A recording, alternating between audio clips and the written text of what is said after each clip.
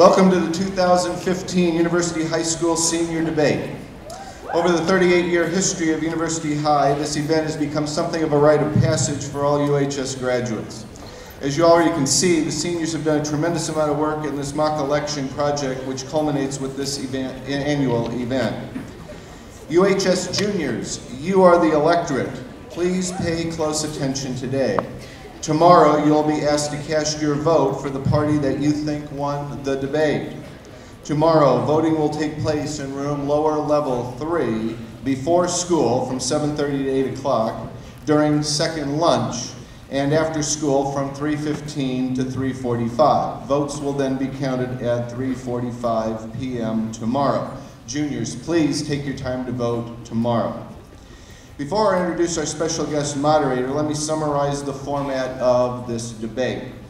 The debate will have 2 rounds, foreign and then domestic. During each round, some questions will be asked by the moderator, others will be inter-party questions. We will have a brief break between the 2 rounds. This year, the debate will take place during periods 1, 2, and 3 for certain. Most likely, the debate will take part of period 4 as well. Remember, the seniors are earning a grade for this project. Please have fun and enjoy the proceedings. However, please show respect for the participants. Class bells will ring during the course of the debate. If you must leave, please do so quietly, not to disrupt the proceedings. Otherwise, please remain seated until the break between the foreign and domestic policy rounds. At the end of the debate, please remain seated for some concluding remarks. Then, most likely, you will be dismissed to your 4th period class. Before we begin, I would like to give special thanks to the students who serve on the stage crew. They have spent many hours setting up the auditorium for this event.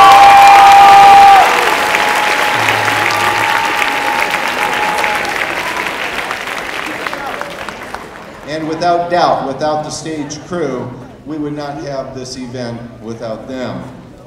I would also like to thank Mary Canty of TUSD Communications. She is taping this event to show on YouTube and the social websites for TUSD. The schedule for when the debate will be shown will be announced very soon. With that said, I would like to introduce our special guest moderator. Each year we invite a prominent figure in the Tucson community to act as our moderator. This year is no exception. Last year, Superintendent Sanchez served as our moderator, and this is the first time we've had the same person serve as the moderator 2 years in a row. He had a good time last year and actually asked to come back. So I guess no good deed goes unpunished. He did such a great job for us last year.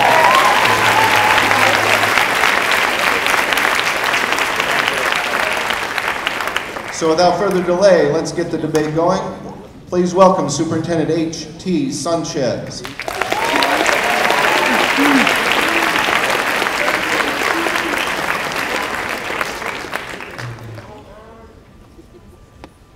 To begin the debate, I'd like to invite party chair opening statements. The first party to provide opening statements will be Premier.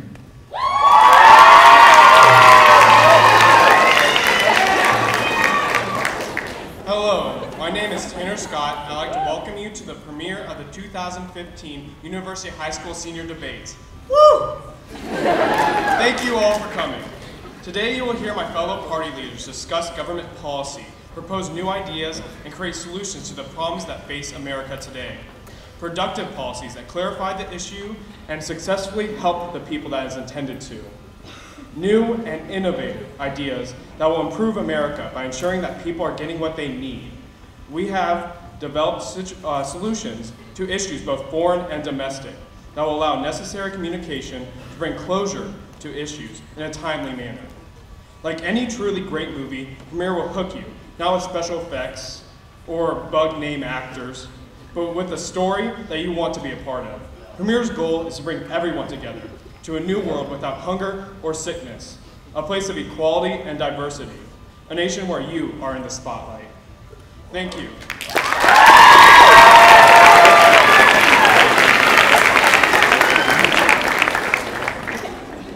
Party chair opening opening statements. Next party, UHS Enterprise.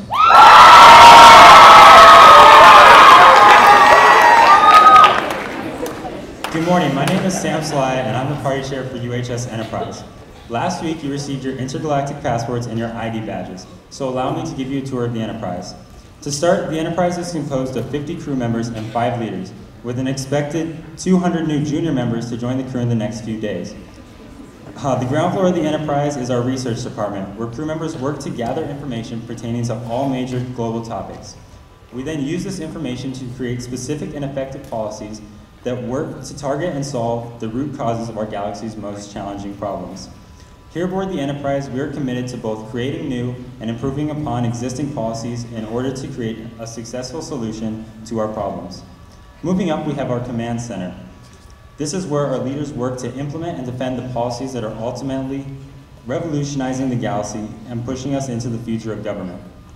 Lastly, we come upon your living quarters, the start to your own journey aboard the UHS Enterprise. We hope you get comfortable because our voyage is boldly taking us where no party has gone before. Welcome aboard the UHS Enterprise. Thank you.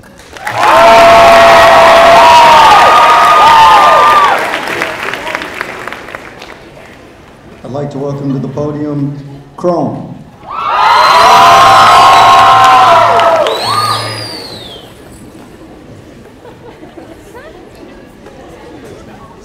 The name Chrome represents the core beliefs of our party.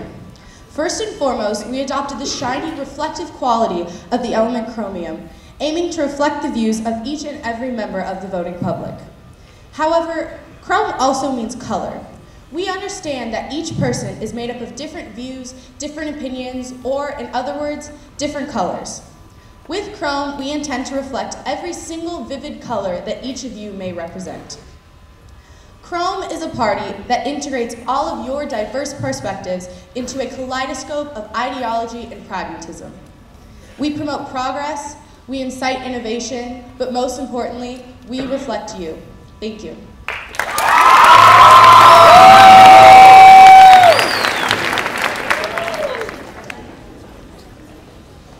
Our final party chair opening statements will be provided by Party Go.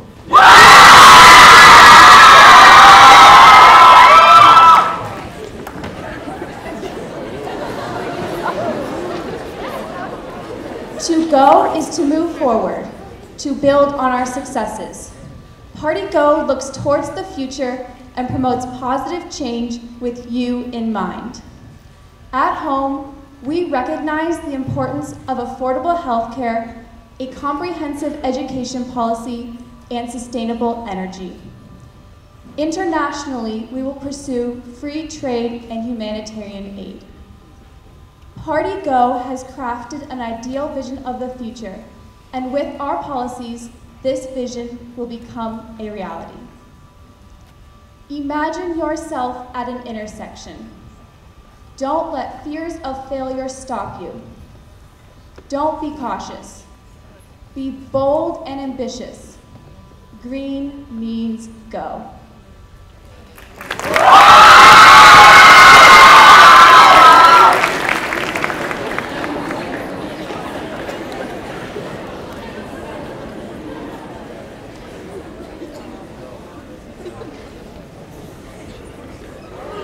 We will next move to foreign policy opening statements. Each party will have 1 minute to provide an opening statement. You will provide the opening statement from where you are seated. We will keep time. I'll call time if you exceed 1 minute. We'll begin with Party Go, foreign policy opening statements. In the 19th century, Manifest Destiny called out to the wandering American spirit. In the 20th, we created new borders, ideology dictating the extent of our expanse. Today, we must create a new frontier, one that is not defined by division or conquest, but a frontier determined by the expanse of our compassion, the reach of our goodwill, and the extension of our efficiencies. Party Go is compelled by this frontier. You can see it in our international cooperation, you can see it in our complex answers to complex problems, and you can see it in a more global dialogue. Because here at Party Go, we know that we cannot define success as our ability to dictate terms to other, but our ability to create the alignment of global goals. Thank you.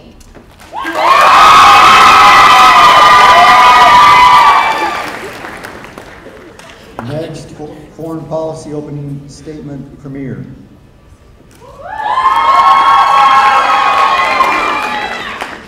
At Premier, we realize many issues of today are rooted in yesterday, the last decade, even the last century.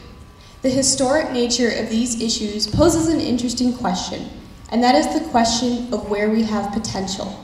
The past has no potential, but the future beams with limitless potential. At Premier, we look to the future with peace, respect, and hope, and we invite all nations to turn toward the future in a similar way. With this perspective, our policies are designed to encourage both global cooperation and global responsibility, provide stability and basic necessities for all, and foster diplomacy as a means for settling differences. Our policies are designed so in the future, our children's children will not look back on our today as an unchangeable mistake of their past. Thank you.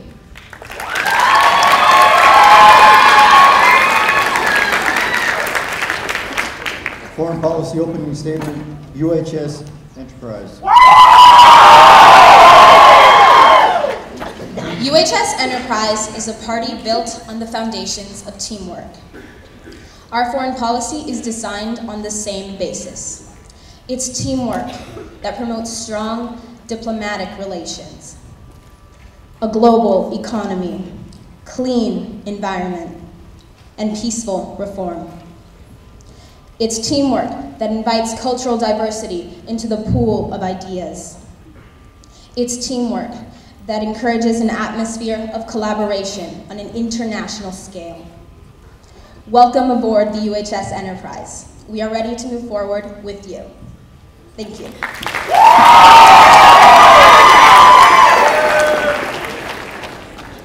Foreign policy opening statements, Chrome.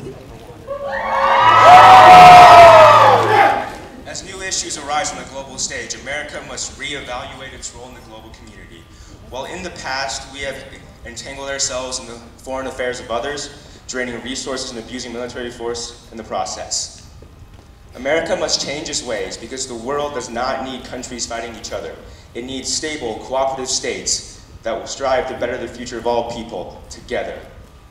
Chrome will end the age of American imperialism and shift the focus to internal improvements, to fixing the issues that have plagued this country for generations, to creating a brighter future for all of us. And in the midst of this, we will help other nations to form a global community of peaceful, stable, and self-sufficient nations that cooperate to resolve not just America's issues and the issues of themselves, but global issues.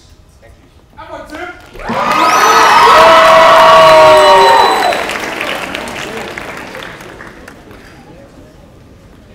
We'll begin with random topic prepared questions. I will call on a group. That group will have 1 minute to respond to a prepared question. After that group responds to the prepared question, I will call on another group which will have an opportunity to rebut. Each group will have, or each party will have 1 minute. We will begin with UHS Enterprise. This is your question. Trading land for peace has been a prevalent topic concerning Israeli-Arab relations since the British divided the Palestine Mandate between the Jews and Arabs.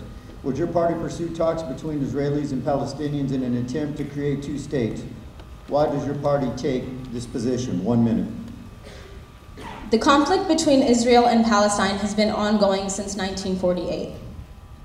Here at UHS Enterprise, we support a strong two-state solution.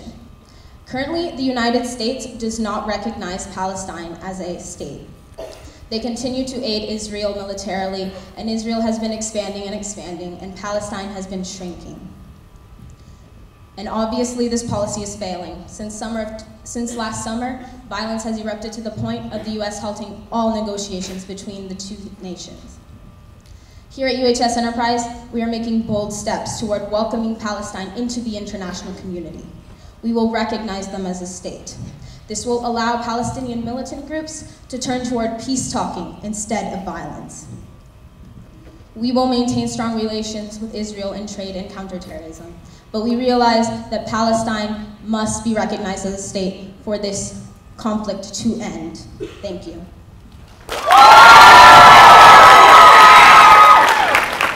Premier, you have 1 minute to rebut. At Premier, we will also be pursuing talks to create a strong two-state solution because we respect the sovereignty and identity of both peoples living among the area. However, we are not emphasizing trading land as a tool for peace. Peace comes from peace's sake, and land will come from the respect that both sides will have for the prosperity of their future. We realize a two-state solution is not simple. It is complicated, it will take time and investment, but is the investment that both people deserve to live a happy future. And it's not in a perfect world, we don't believe that in a perfect world, both sides could not get along in one state. It's that we do not live in a perfect world. And therefore, we are approaching this practically for the future and the prosperity and the peace of both sides. Thank you.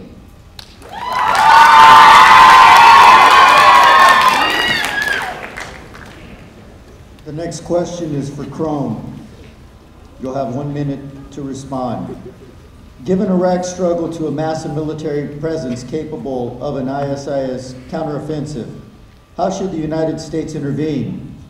To what extent, if any, should assistance be afforded, and in what formats? While recent instability has shaken the area, Chrome believes that America does not need to put more boots in the ground in the country of Iraq. We will not abandon democracy we established there, but we will rather take action from a distance to save American lives while maintaining stability in the region. Chrome will provide financial aid so that the Iraqis may fund their army. We will provide military training so that they may have a well-trained army. And we will provide advisors so that they may have an effective and efficient fighting force. We'll also provide humanitarian aid to the region, but we will not endanger American lives by putting boots on the ground because Iraq has an army. They have the people to defend themselves. They need the tools and training to succeed, and we will provide those tools and that training. Thank you.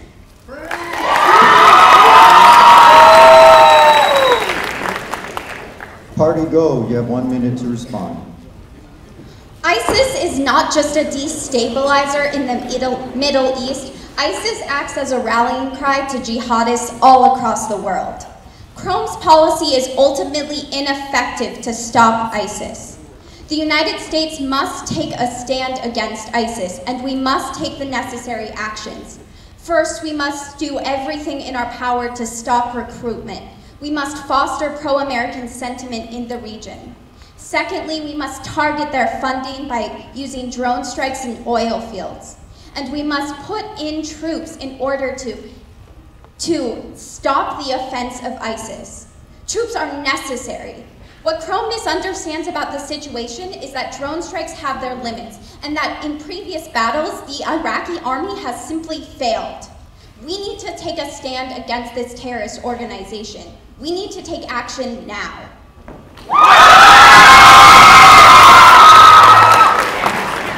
UHS Enterprise, you have 1 minute to respond.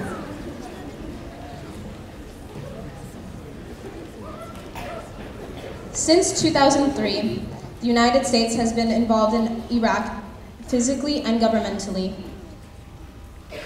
We believe that Iraq is ready to control and maintain its own nation, but we realize that the ISIS threat in the region is prevalent, and we will aid and train the Iraqi military to make sure that ISIS is out of that region. We will also maintain strong trade and diplomatic relations with this nation. Iraq is essential in combating the ISIS threat as they continue to raid northern Iraq. And UHS Enterprise will ensure that the Iraqi people are safe and that they maintain their independence. Thank you.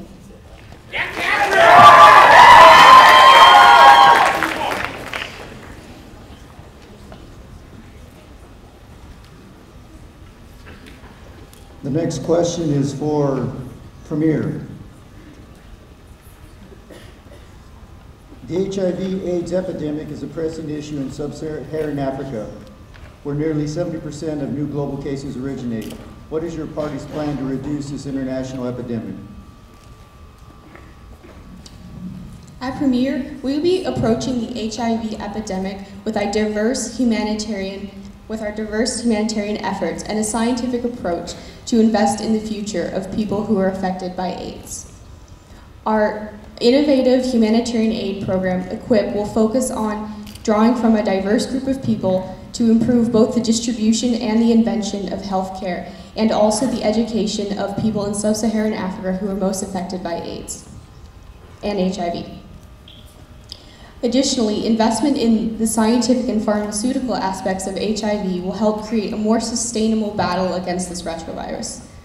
Currently, distribution and administration of AIDS medication is incredibly ineffective, and through our diverse humanitarian aid and scientific ventures, we will be further investing in the prosperity of the region affected by HIV. Thank you. Party Chrome, you have 1 minute to respond.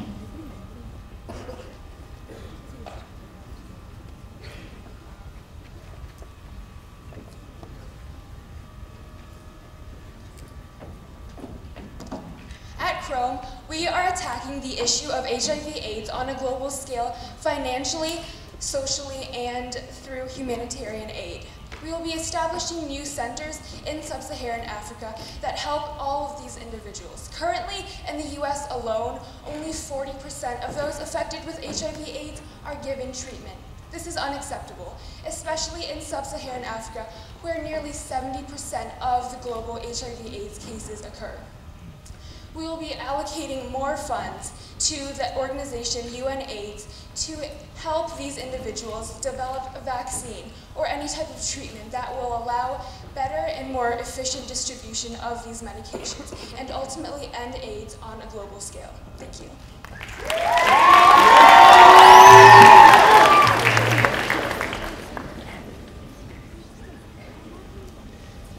Next, we'll move to inter-party questions. I will call on one party. That party will have the opportunity to ask another party a question. After that party responds, the party that asked the first question will have the opportunity to rebut. After that opportunity to rebut, the party that was asked the initial question will have a final opportunity to respond.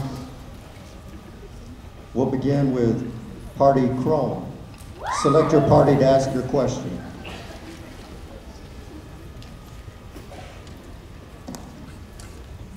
UHS Enterprise. With regards to the issue of the Israel-Palestine, the two-state solution has failed spectacularly ever since it was attempted with the 1947 UN partition plan. Why does your party support it? The two-state solution is the only peaceful solution in ending this conflict between Israel and Palestine. The United States claims to be supporting the two-state solution, however, facts show otherwise. They continue to aid Israel, and Palestine has been shrinking, and they do not even recognize Palestine as a state. Clearly it is failing. Conflict has risen to the point of the US halting all negotiations between the two nations.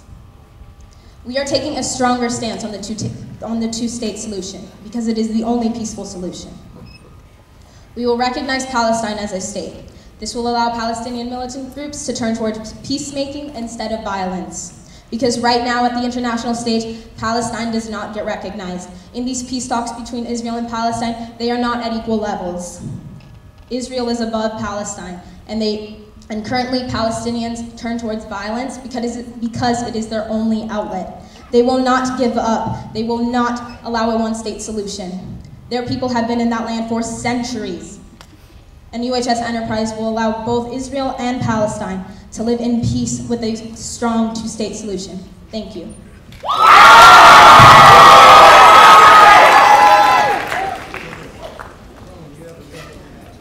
First of all, I would like to address your point that Palestine has been shrinking and Israel has been growing. I do not see where this comes from historical facts. It hasn't happened. Israel withdrew from Gaza in 2005, and that is not growth of Israel or shrinking of Palestine. Furthermore, the two-state solution does not work. It sounds so nice. It's something we all want to believe in. Two equal states that work for both people. Just draw some lines on the map, make it done. Unfortunately, history has shown that this will not work. In 1947, the UN partition plan essentially gave a two-state solution to these two peoples, and the Palestinians, at the behest of Arab world leaders, rejected it. Furthermore, today, if you try to draw two lines on the map for a two-state solution, the geographic distribution of the two peoples would result in the dislocation of millions of peoples from both camps. This would result in unimaginable chaos. When Israel withdrew from Gaza in 2005, the few thousand Israeli settlers that happened to be living in Gaza at that time, they had to be dragged from their homes by Israeli soldiers. The tension caused by this was unimaginable. A two-state solution would destroy the only stable nation in the region and our only stable ally in the Middle East. Crome's policy will create lasting peace for the long term and is not a simple band-aid quick fix solution.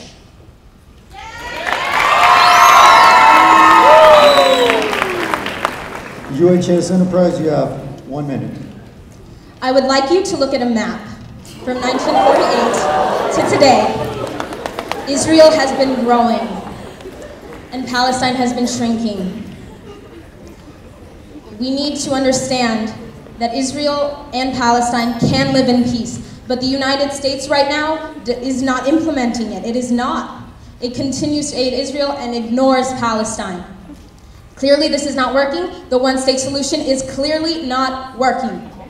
We need to recognize Palestine at an international level. We need to invite them into the community, and we need to ensure that both nations will live in peace. We have no say in borders. The United States has absolutely no say in the borders between these two nations. We can only promote negotiations, and the first step in doing this is to recognize Palestine as a state. UHS Enterprise has the strongest policy to end this conflict between Israel and Palestine. Thank you.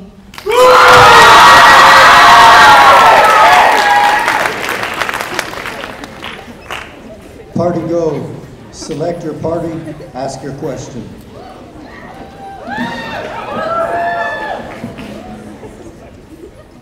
Premier states in its platform that it will get rid of ISIS through communication and education with military support of non-soldiers. Can you please specify how these methods will get rid of the military force?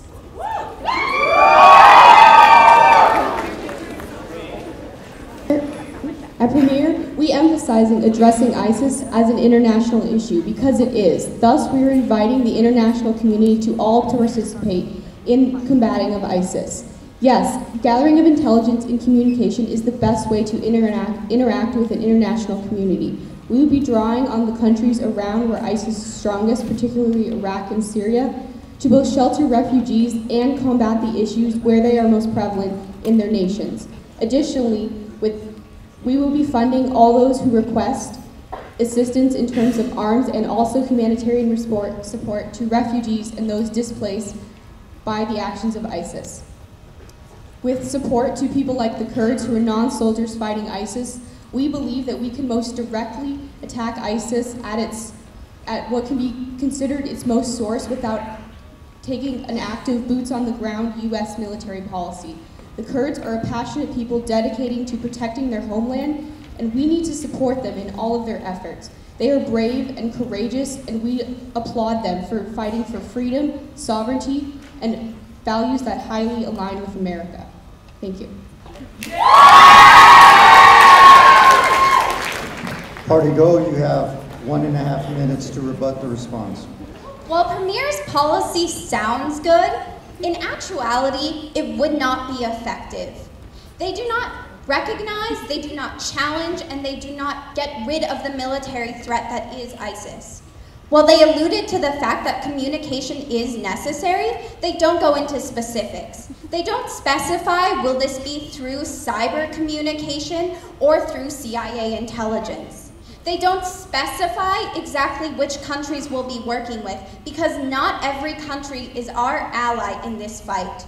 Look at the nations like Qatar and Saudi Arabia, where several laws dictate that Individuals, members of those countries can support the terrorist funding of these organizations. Their policy does not address that.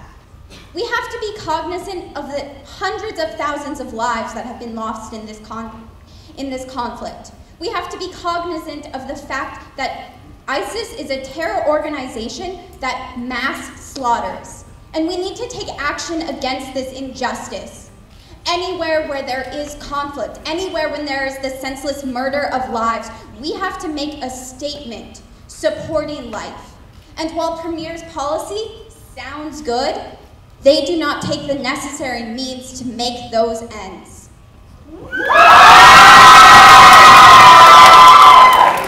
Premier, you have 1 minute for your final response.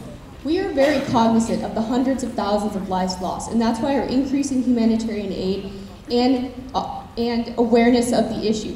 Additionally, we do not feel that GO's policy either addresses violence or the lack of killings of people. It is not effective to bomb oil facilities, as this leaves fires blazing for months and causes even more destruction, pollution, and overall is not a sustainable effort towards fighting ISIS. While funding is an issue that needs to be addressed, this is not the way to do it. And until there is a more accurate, sustainable, and better way to do this, we are focusing on other issues, such as increasing the international pressure and force against this terror organization, and also fighting them in increments to not make drastic steps to unsettle the region. Thank you.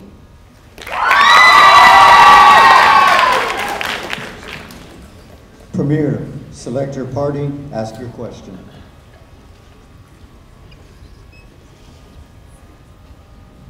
Okay. This question is for Enterprise.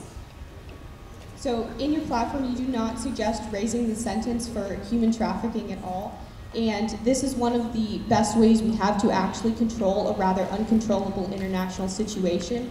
So how is your policy going to be taking control of the very little what we control in a victim-oriented crime? UHS Enterprise views human trafficking as an international issue, thus we are working with the international community. While we do not say that we specifically are raising the sentence for perpetrators of human trafficking, we are working with the UN Office on Drugs and Crime to persecute perpetrators of human trafficking because it is an international issue, which means the UN must be involved. We will efficiently use UN funding to make a cooperative effort at combating human trafficking. Furthermore, UHS Enterprise is dedicated to improving data collection through the work of NGOs such as the Polaris Project and the National Resource Center on Human Trafficking. The only way that we can truly combat human trafficking is if we know how much is truly going on, and that is one of the major weaknesses. Yes, raising the sentence is certainly important, but we're working with the UN to do that, instead of just unilaterally doing it ourselves. It's a cooperative effort, and UHS Enterprise emphasizes cooperation in everything we do. Thank you.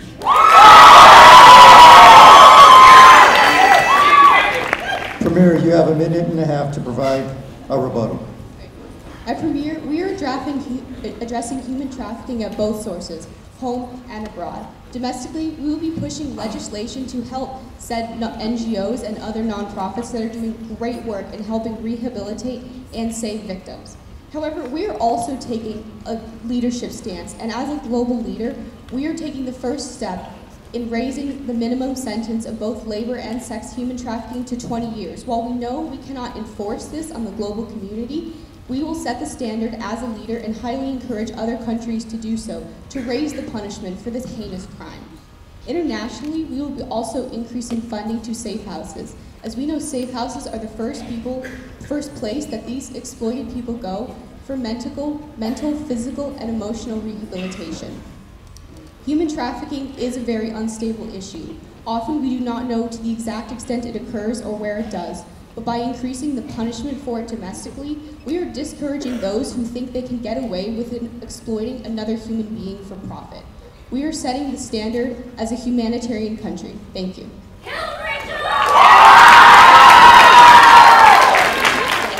UHS Enterprise, you have 1 minute for final response. It's nice to see the Premier agrees with us that NGOs are essential to the solution of the human trafficking problem.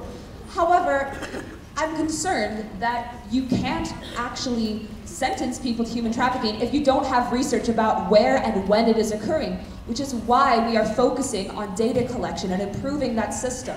The only way you can effectively address human trafficking is knowing where it's occurring so that you can fight it at its source. Furthermore, UHS Enterprise is also promoting safe harbor legislation, exempting all minors who have been human trafficked from all charges held against them. We support the victims and want to help them build a better life, but we can't efficiently allocate funds until we know to where we need those funds allocated. Thank you.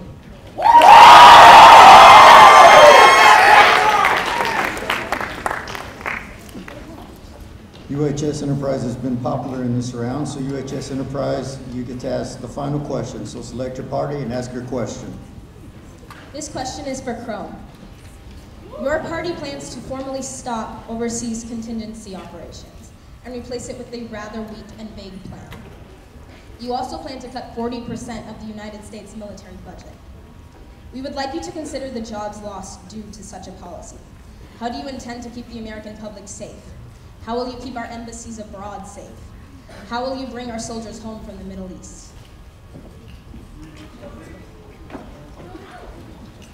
Chrome recognizes that a 40% cut is drastic. However, currently the United States spends an exorbitant amount of money on the military.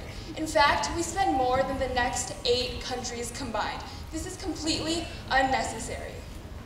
That is why we will be cutting military spending in the 2 most costly sections, particularly soldier upkeep and operations.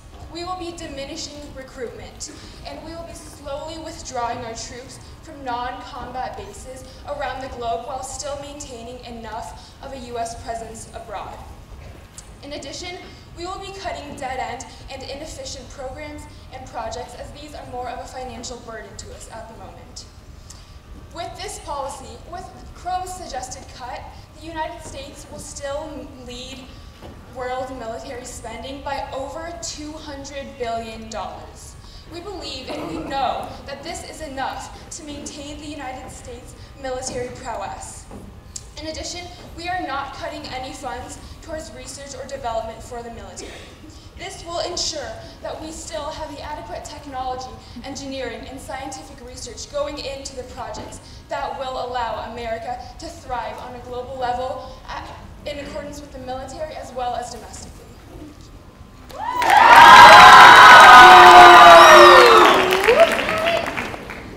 UHS Enterprise, you have 1.5 minutes to provide a rebuttal. You say you will keep everything safe, that you will promote peace, but with a 40% cut in military budget, that is not possible. It makes absolutely no sense. With the ISIS insurgency in the Middle East and its global threat, how are you going to protect the American people? You did not even address how you are going to maintain keeping our embassies abroad safe.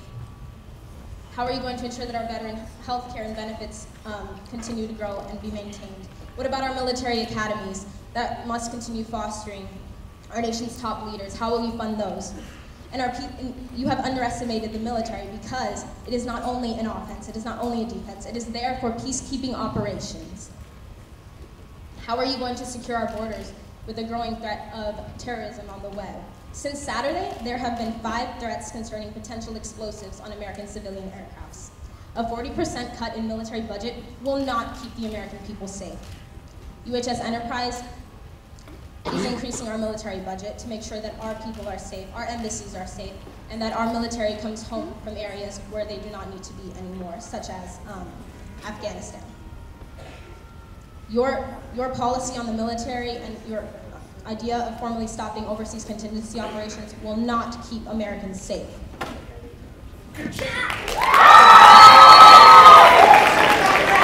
Chrome, you have 1 minute to provide a final response. First of all, I'd like to make it very clear that the purpose of the United States military is to not protect our embassies. Embassies are not the issue here. The issue are these terror organizations. And I'd like to make it very clear that Chrome is not going to let these terrorist organizations flourish. What Chrome will do is will teach the governments in the regions that are affected by terrorist organizations to defend themselves, because America cannot keep fighting other people's wars for them. If we do not If we do not teach these countries to be self-sufficient, we will always be in these areas. We will always endanger American lives, and we will never be, and our soldiers will never be able to rest easy knowing that they do not have to go out and risk their lives for another day. And furthermore, we are not removing the military, which is what you make it sound like. We are simply cutting inefficiencies and removing the excessive amount of soldiers that we have, and the projected value of our soldiers, the number, is still going to climb if we do not make our cuts. So, in summary, our plan is to increase the efficiency and decrease the huge burden, not get rid of the military. Thank you.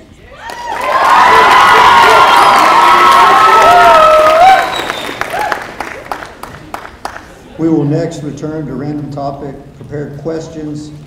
I'll ask a question. The party will have 1 minute to respond. Then I'll ask for a second party to provide a rebuttal. That second party will have 1 minute to respond. The first question is to Party Go. The question is, the United States and the European Union aim to better the European economy with a transatlantic trade and investment partnership, which would make it easier and fair to export. Does your party support this agreement? 1 minute.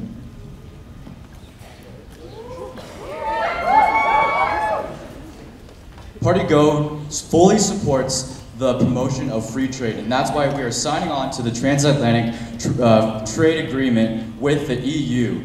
What we need to do is we need to promote our domestic industries, provide the opportunity for our domestic industries to expand globally. And so with this free trade agreement, we are going to be able to have our innovators innovate. We're going to allow our domestic industries to do what they need to do and expand our American ideals. We are always at the cutting edge of technology, and I know a lot of you in this room will be pushing our technology towards the future, and that's what we need to do globally as well.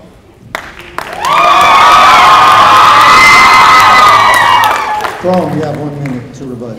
Like Party Go, Party Chrome also supports the TTIP for short. And because we believe that free trade is beneficial for not only the EU's economy, but also our economy.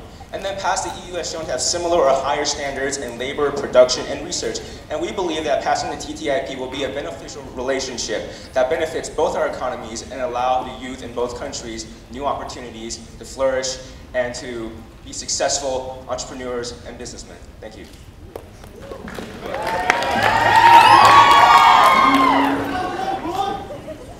The next question is for Premier. Oil spills have become an increasingly devastating hazard to the environment. This is primarily due to oil drilling offshore. The enacted legislation has failed to decrease the amount and degree of severity of oil spills. How do you plan to regulate offshore drilling so catastrophic drills will not happen in the future?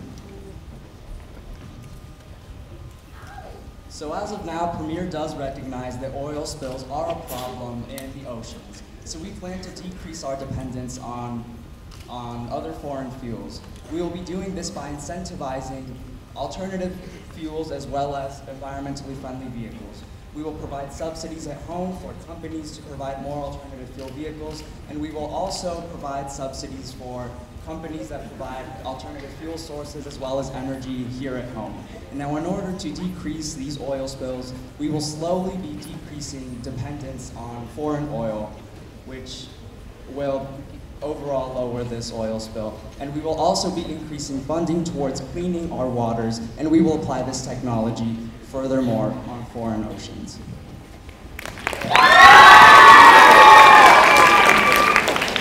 Party Go, you have 1 minute to rebut.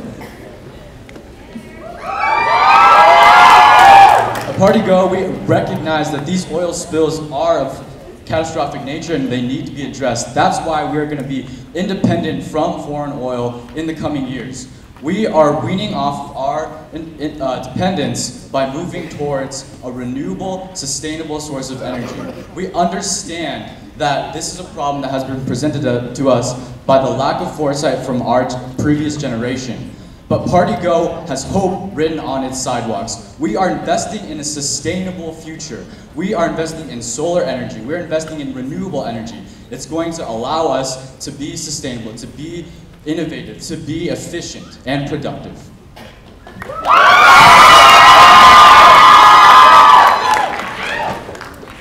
The next question is for UHS Enterprise. The Syrian civil war began as a revolution against the Assad regime.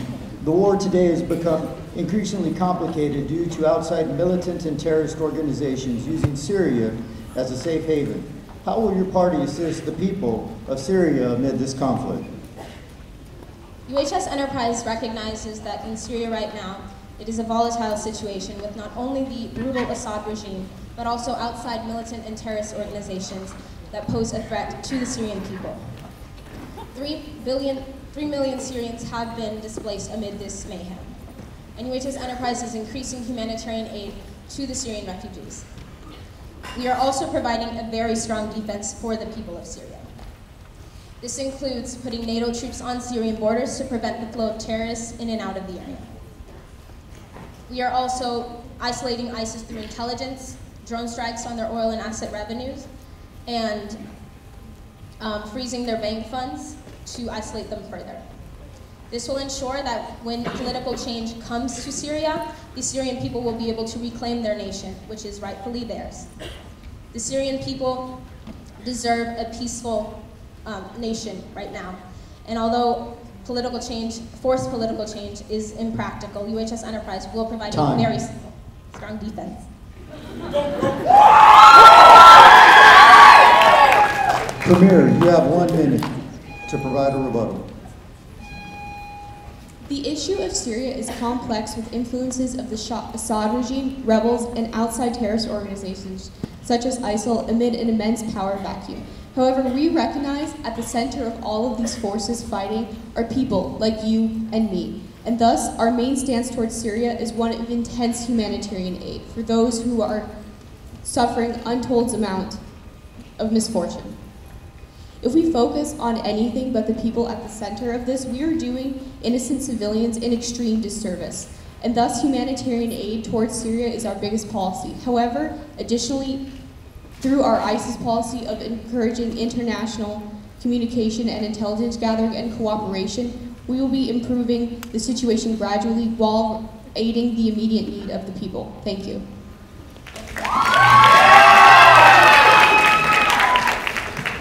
The final question goes to Crone. The question is, human trafficking has remained an issue for many years and spans across both domestic and foreign affairs.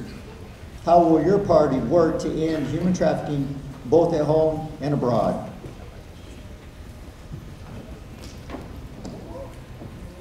At Chrome, we recognize that human trafficking is an unacceptable issue for this day and age. We are going to help and support the victims of human trafficking at home and abroad. We will be providing $5 billion in task forces and humanitarian aid for victims and to find these who are responsible for these atrocities. As to address the foreign side of this, we cannot control or make any other country do exactly what we want, but we can have the United States be an international example for the rest of the world. We will be opening negotiations and increasing humanitarian aid for these countries in which these problems are a serious and even more severe issue. With this, having a strong domestic stance and having the United States set an example for the rest of the world, we are working towards ending human trafficking for all.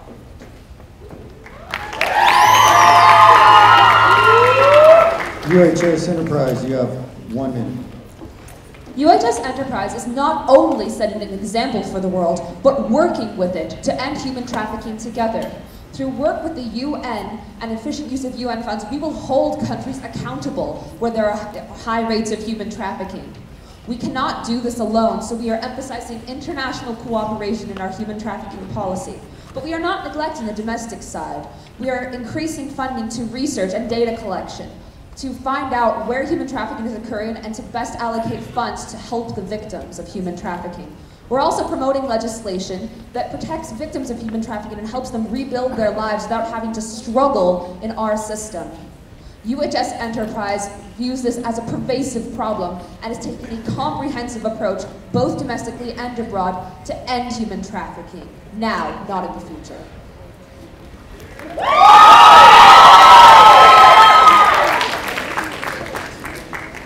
We will now move to inter-party questions. We will begin with Premier. Select your party, ask your question. This question is for Enterprise. Operation Who's Your Baghdadi plans to strike oil production as a means to cut off the funds to terrorist organizations. However, you also plan to improve relations with Iraq over oil. However, many oil refineries and production plants you plan to strike to cut off terrorist funds are also in Iraq. How are you going to battle this and prevent anti-American sentiments from growing in the region in the wake of mass destruction? UHS Enterprise recognizes that the situation in Iraq right now is very complicated. However, we are increasing our intelligence missions to ensure that our drone strikes will hit ISIS oil and asset revenues. Our policies are strong against the terrorism in Iraq. Your policies are rather vague and do not even address the real problems. UHS Enterprise is providing a very strong defense for Iraq, and we will maintain strong relations with this nation. Thank you.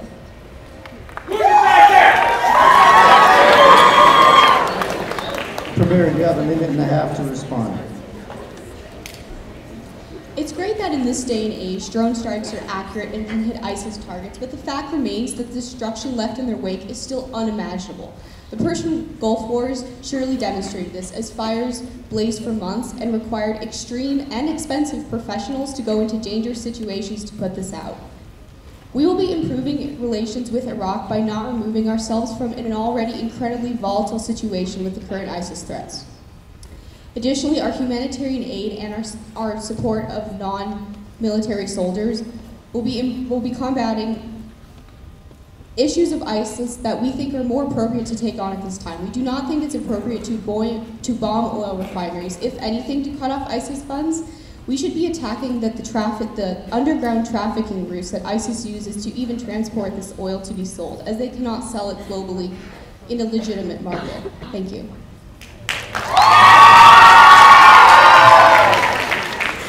UHS Enterprise. Our counterterrorism policy is very strong, which is why we will maintain strong relations with Iraq, because after we have destroyed the oil and asset revenues under ISIS, we will help Iraq rebuild them. And also, Who's Your Baghdadi is a very, very strong policy. The only thing you seem to be able to criticize is the name, which I find pretty awesome, honestly. And we must maintain strong relations with Iraq and the Kurdish forces in order to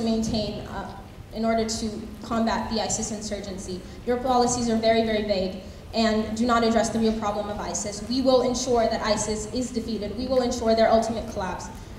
UHS Enterprise will ensure that the American people are safe, and people in Iraq and in other parts of the Middle East are safe from this threat. Thank you.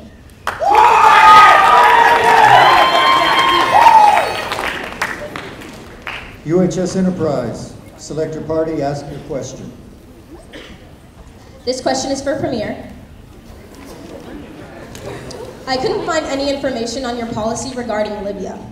What is your party's relationship concerning the current situation?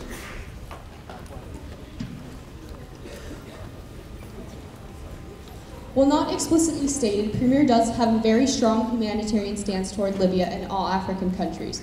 Although we recognize they are all individual and highly unique and require individual policies, we also recognize that the U.S. has been forcing democracies where maybe they shouldn't be, and that maybe we need to reconsider this highly interventionist policy. As such, we will be focusing on the humanitarian side of the issues in Libya. And the democracy will come second.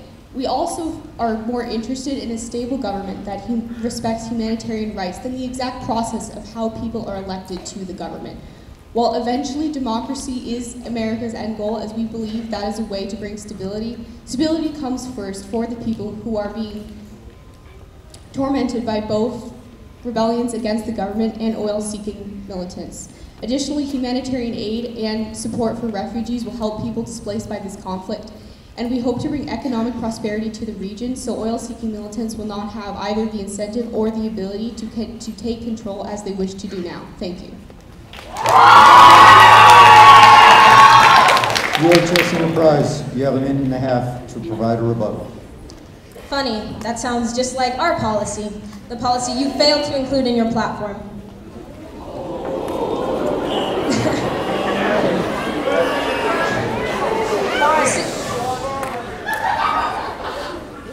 The U.S. intervention in Libya since 2011 aims at creating a democracy in Libya.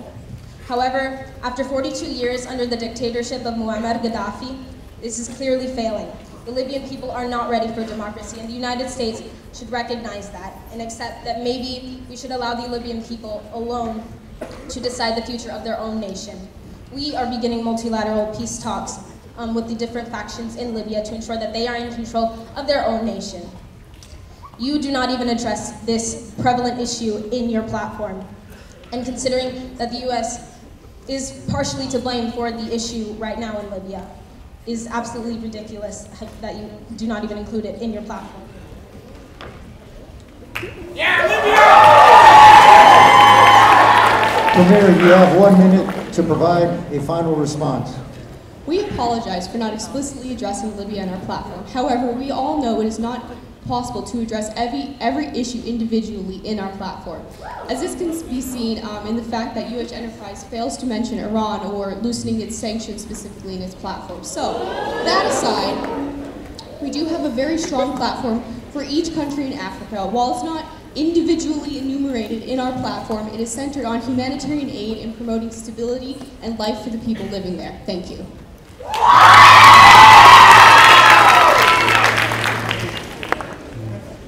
Chrome, select your party, ask your question. This question is for Party Premier. Your foreign policy regarding Afghanistan states that you will retain 9,800 troops in the region until a, and I quote, record of stability is achieved. If the U.S. is the one helping to create the stability in Afghanistan, how will you ensure the stability remains after we withdraw our troops?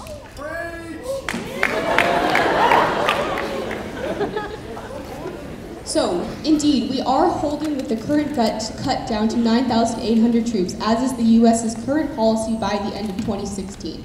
We believe that it's time to bring the vast majority of troops home from Afghanistan. However, this withdrawal does not mean we are leaving the country weak or unstable. At Premier, we are dedicating $30 billion to Afghanistan in the first year to maintaining their nation's sovereignty, independence, and strength. Additionally, in years after, more funding will be available.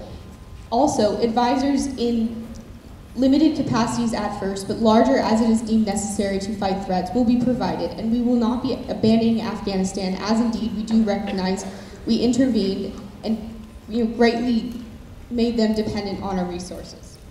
Additionally, $1 billion in humanitarian aid will be given every year, and $1 billion will also be dedicated to an emergency relief fund. This aid will help combat humanitarian issues annually and also save for any extreme catastrophes such as floods or other natural disasters. As we know, natural disasters create prime areas for terrorists to ingratiate themselves and the ideas of radicalism with the people. And through our humanitarian aid policy, we are investing so that we can fight terrorism in the future, because we all know terror attacks can't be stopped after they occur, but can only be prevented before. Thank you. Chrome, you have 1.5 minutes to provide a rebuttal. Now, Party Chrome also is withdrawing our troops from Afghanistan, but unlike your party, we will be bringing all of our soldiers home so that they can reunite with their families. Now we are also providing humanitarian aid and financial aid to the region to ensure the stability remains after we leave.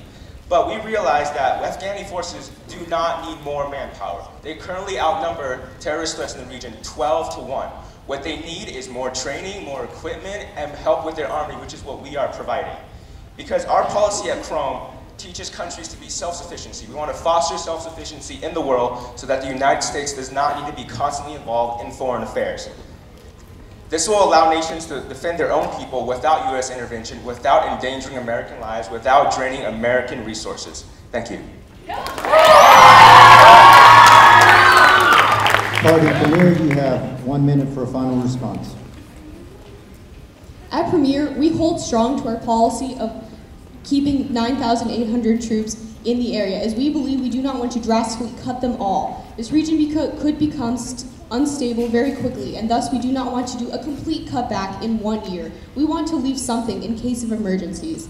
Additionally, we are upping our military presence at our base in Tajikistan, which is strategically located near Afghanistan. So if need be, more troops could be there very quickly to address any emergency situations. As for investing in the country's self-sustainability, that is what the $30 billion in the first year after we withdraw and additional fundings later will do. It will provide for their weapons, for their training, and for their long-term empowerment and maintaining of self-sufficiency. Thank you.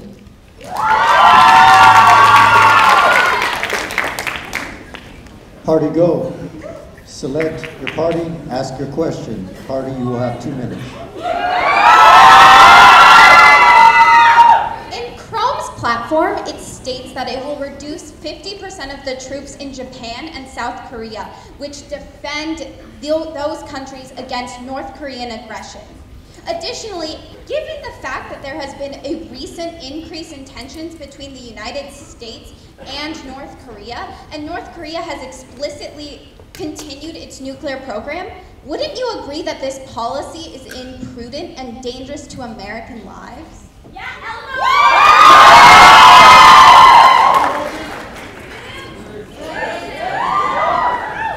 Chrome realizes that North Korea does present a small threat to national security.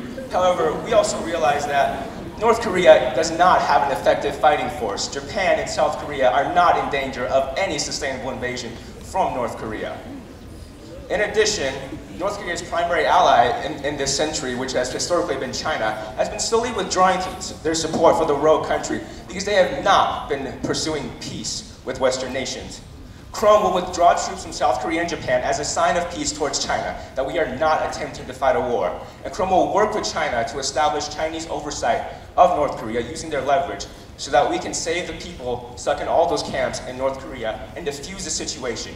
Because North Korea has been disregarding international rules for far too long, and Chrome wants to permanently solve this issue without instigating war. Thank you.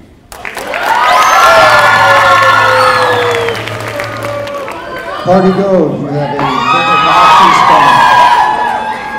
The small military threat that Chrome specifies as North Korea contradicts the fact that last year they spent $800,000 on their nuclear program and little on feeding their own people. What they forget is that it's not just about the United States in this conflict. They forget about South Korea and Japan. The conflict between South Korea and North Korea has been long-standing and extensive, and it is time that we continue our support for our South Korean ally. Their policy alienates South Korea. What they forget about is the fact that South Korea wants those troops there, that this will jeopardize our current policy with the rest of Asia. We need to continue strong support for South Korea and Japan. And we need to take a stand against the tyrannical government of North Korea and defend those people.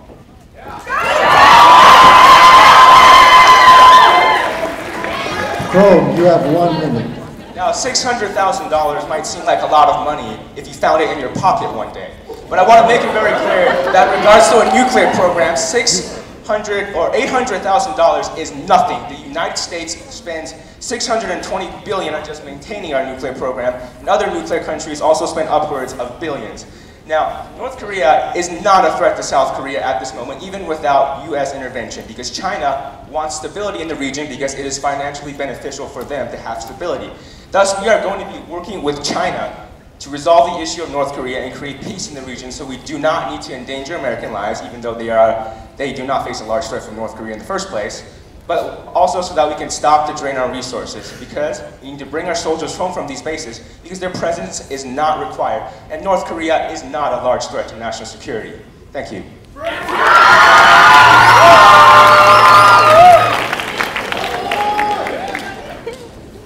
We will conclude with foreign policy closing statements. The first party to provide its foreign policy closing statement will be UHS Enterprise. Our policies are bold. Enterprise is on a journey towards sustainable peace and global cooperation. We have the only realistic policy that will actually create peace between Israel and Palestine. We have the only policy that allows the concerns of people under repressive governments to be heard at an international level. Here at UHS Enterprise, we thrive on an eclectic community. We invite you to join our fleet. Live long and prosper.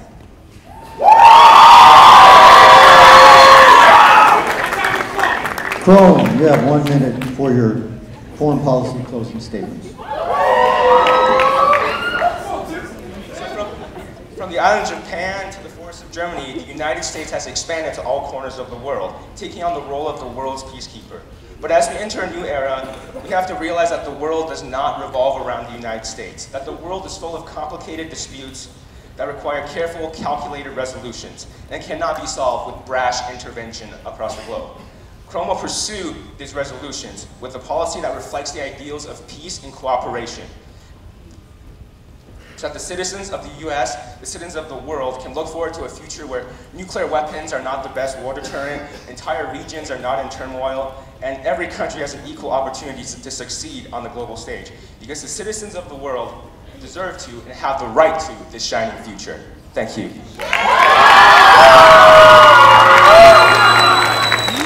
Party Go, you have 1 minute. What every single other party falls into the trap of doing is ignoring the complex story. We cannot acknowledge the threat of ISIS as Enterprise does. We cannot acknowledge Israel-Palestine as Crone does. We cannot look towards our international borders with such simple outlooks. Party Go refuses to put stake in simple rhetoric, that it's us against them, that there is only one counterterrorism strategy. The global community only lives in shades of gray, like the global community is bound by complexity. So let us make our foreign policy bound by compassion. Let us be bound by goodwill. Let us be bound by the knowledge that there are schools to be built, educations to provide, and good to do. There's a brighter day right around the corner. Tomorrow, go out and seize it and vote Party Go.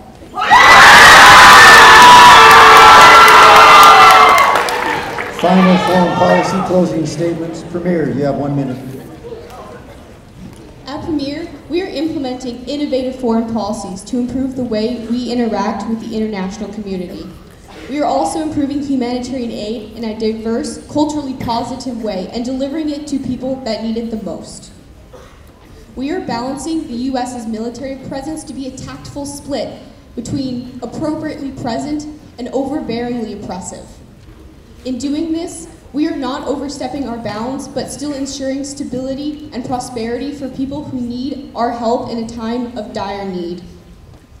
The Premier of the future shows us that it is bright. And so it is with this brightness that we take our first step forward into the future. Thank you.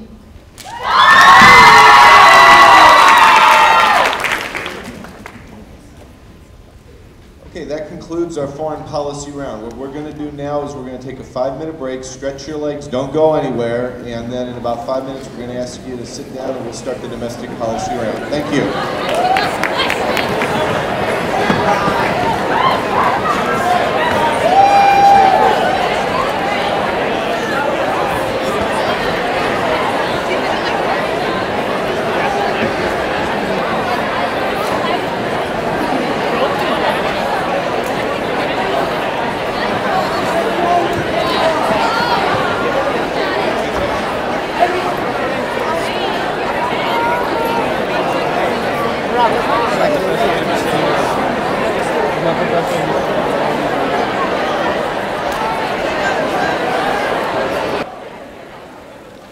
May I have your attention, please?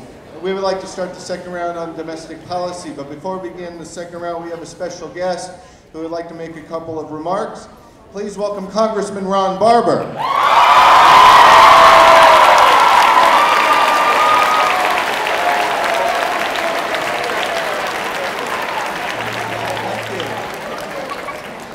It's unexpected that I would be up here saying hello to you this morning, but I'm really pleased to do that.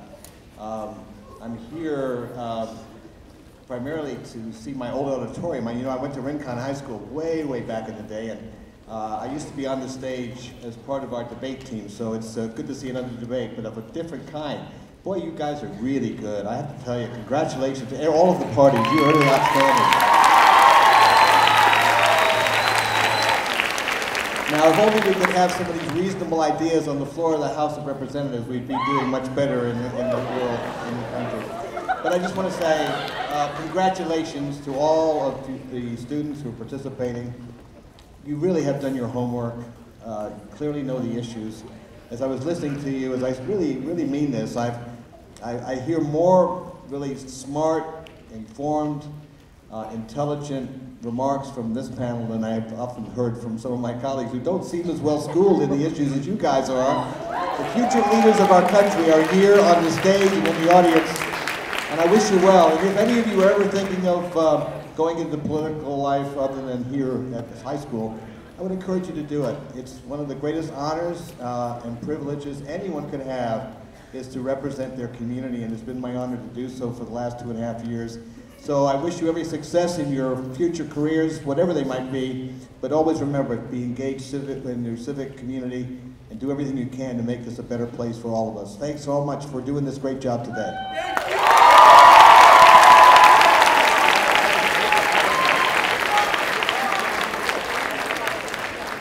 All right, the second round is on domestic policy.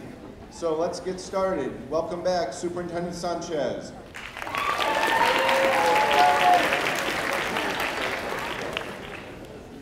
We will begin with domestic policy opening statements. You have 1 minute. We'll begin with Crone.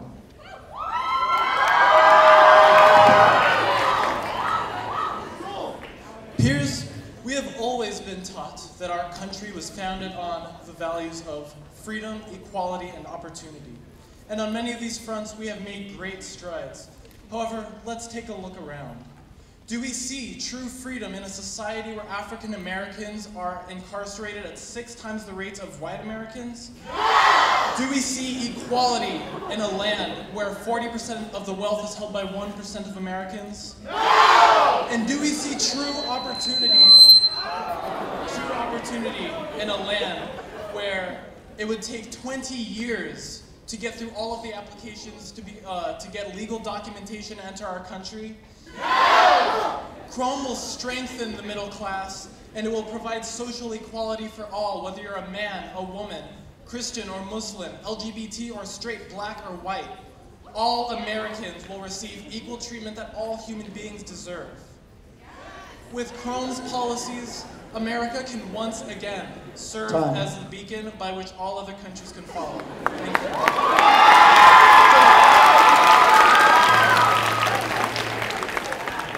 Next, we will hear domestic policy opening statements from Party Go. 1 minute. Reclaim the system. It's our go-to phrase. But what does it mean? You get it. It's our go-to phrase, but what does it mean? The system is the framework that America exists within. It is the way of life in this country.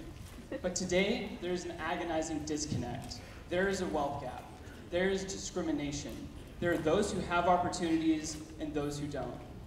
Today's system doesn't afford justice. Today's system allows a broken arm to translate into financial burden. Party Go seeks to change this system. We will ensure that there is no discrimination, that no child will be disadvantaged by a low income, and we will make sure that that arm will be mended, not so it can write a check for a medical bill, but so it can return to providing for a family. We will reclaim this system, and under Party Go, it will be our system. Thank you.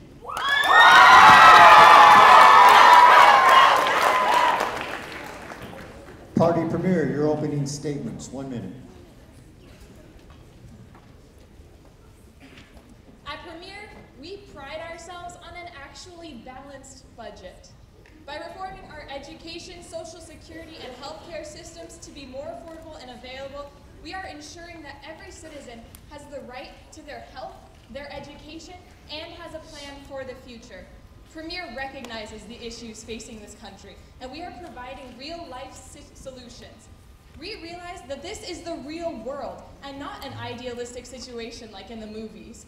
Therefore, we are providing realistic adaptations to our government that actually follows the way it works. We emphasize the value of every human life, regardless of race, creed, color, sexual orientation. And we provide maintainable policies that are not only genuinely helpful to every American citizen, but also maintain a level of fiscal responsibility. Thank you.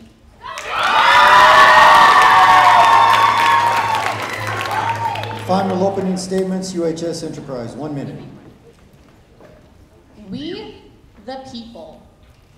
These 3 words began a promise to a nation that since its inception has been on a journey to ensure the rights of its people.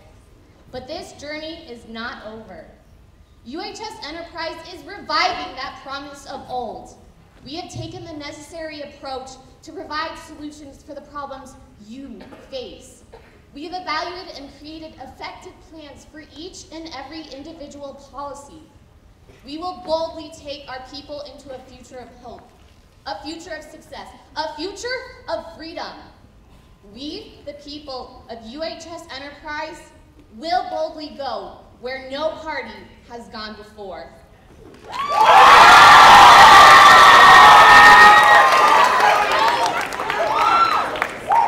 Thank you. Next, we'll move to random topic prepared questions. We will begin with Party Go. You will have 1 minute to respond to the question. The question is, the American healthcare system lags far behind other countries in terms of quality of care and the cost of medical services. How does your party plan to reform the healthcare system to alleviate these problems? 1 minute.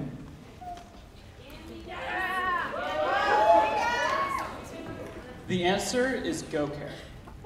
GoCare will be our single-payer universal healthcare system. We've been very excited to make this policy, and we think it would be the best thing for America. No citizen would ever have to pay a medical bill ever again. Through the single-payer system, the government would be the one paying for the bills. Make sure that you know that all the current practices, hospitals, doctors, could remain in their practice. It's just the only thing that's changing is who's paying the bills. And with our Go agency, under GoCare, Party Go would be able to negotiate the prices for these practices and make sure that superfluous costs are not charged. Additionally, all you would need is a Go for All card that you could obtain from a Go agency location. And then additionally, the key thing about this is you wouldn't even need to be a full citizen to benefit from the universal healthcare system. Thank you.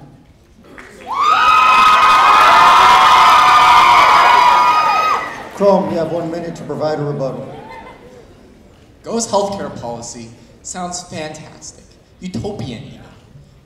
We'll just pay everybody's medical bills. We'll just dump money at the system that is broken. You do not address the true problems that are within our healthcare system today. Our healthcare system is pathetically inefficient. It does not work. Furthermore, you even reduce the amount of funding that is going to government-sponsored healthcare systems. Currently, we spend $1.1 trillion on Medicare and Medicaid. They are reducing that amount to well below $1 trillion. And yet they seem to think that not only will this pay for just the people on Medicare and Medicaid, but it'll pay for everybody. This is ludicrous. Here at Chrome, we believe in an actually effective healthcare system. We have a two-sphere single-payer system that will encourage people to be responsible for their own medical needs, not just rely on handouts from an overbearing government. Thank you.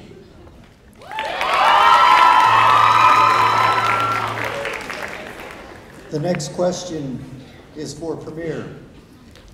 As time and technology progress together, the internet becomes more and more integral to society. As people rely more upon the internet, their needs for cybersecurity increases. How does your party plan to address the growing concern of American cybersecurity? You have 1 minute. First of all, we will be elevating the internet to a Title II utility, requiring that there are no monopolies on the providing of the internet. Additionally, we will be providing $500 million to increase the firewalls in this country. We recognize that cyber warfare does not have to be declared, and it is covert. Therefore, we must increase our firewalls and our security. We will also be allocating $1 billion to the satellite industry to help prevent future attacks. Thank you.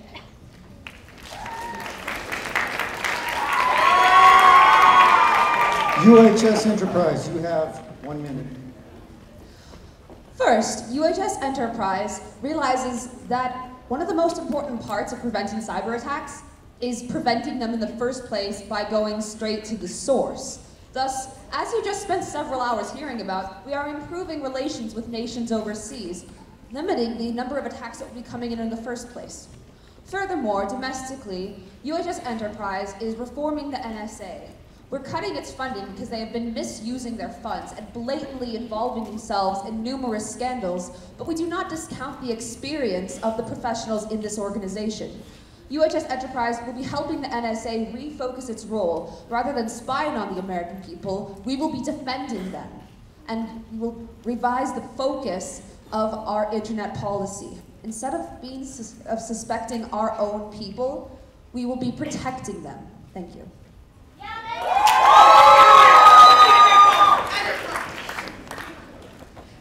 UHS Enterprise, you have the next question. America is constantly facing the issue of gun violence, an issue that presents itself in many places, from schools to homes to public events. What solutions might your party offer to address the issue of American gun violence? UHS Enterprise is modeling its gun control policy after that of Canada. Now, Canada actually has relatively high gun ownership, but you wouldn't know it because they have such low rates of gun-related violence. This is obviously successful. UHS Enterprise will be classifying all weapons into 3 categories: non-restricted, restricted, and prohibited. All gun purchases will require a license to own, which will include a comprehensive background check, a psychological evaluation, and a gun safety course with a mandatory exam to pass at the end. This will keep guns out of the hands of people who are not fit to hold them, and the licensing process will be more strict for restricted and prohibited weapons. We are not preventing people from owning guns, but rather ensuring that the people who do get their hands on guns are responsible and are able to use them. We're not infringing on ordinary citizens' rights, but protecting them. UHS Enterprise is also making sure that guns are stored safely, keeping them in the hands of people who know how to wield them. Thank you.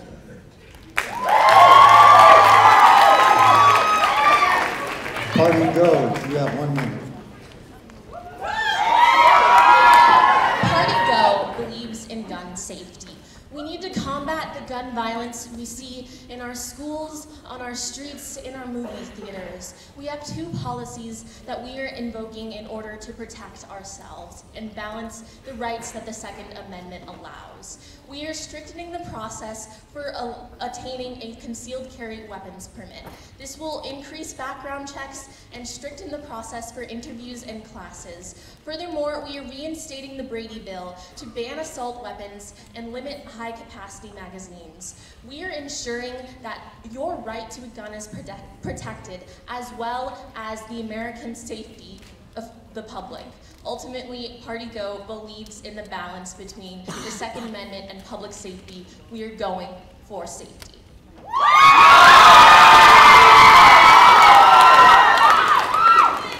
Party Chrome, you have the next question.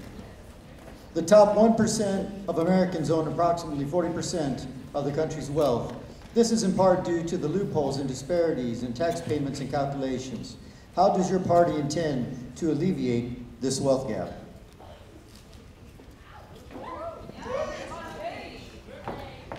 Chrome realizes that this disparity of wealth is unacceptable.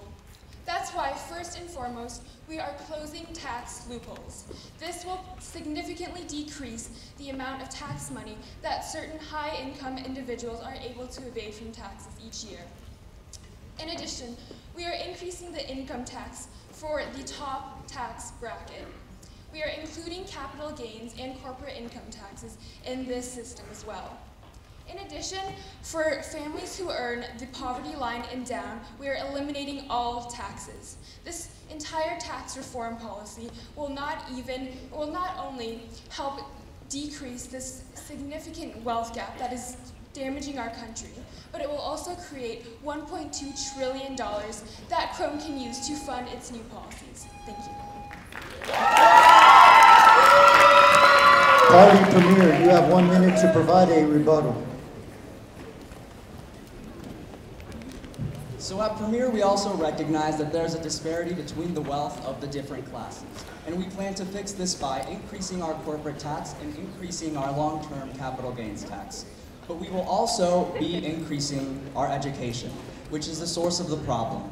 We will fund higher education and we will support it, which in turn creates higher paying jobs. We will fix our nation's K through 12 and encourage people to go to college and achieve those high paying jobs that we really need in America in order to get rid of this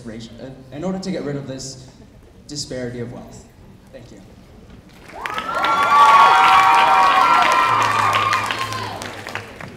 Next, we will move to inter-party questions. We will begin with Premier. Premier, select your party, ask your question. The party that's selected will have 2 minutes. Our question is for Enterprise. As part of helping students pay off their loans, they have the option to pay 2% of their yearly wages until their education is paid off. In addition, Enterprise states that you will help colleges with this initial financial burden, but how do you justify that $228 billion is enough to cover the raise of teachers' salaries while assisting colleges with this burden? Thank you for addressing this question. Here at Enterprise, we have a plan for increasing the teacher's salary. It is a gradual change because we don't want our teachers to lose their jobs. What we're doing is we are increasing the standards to become a teacher, but also increasing the salary raise.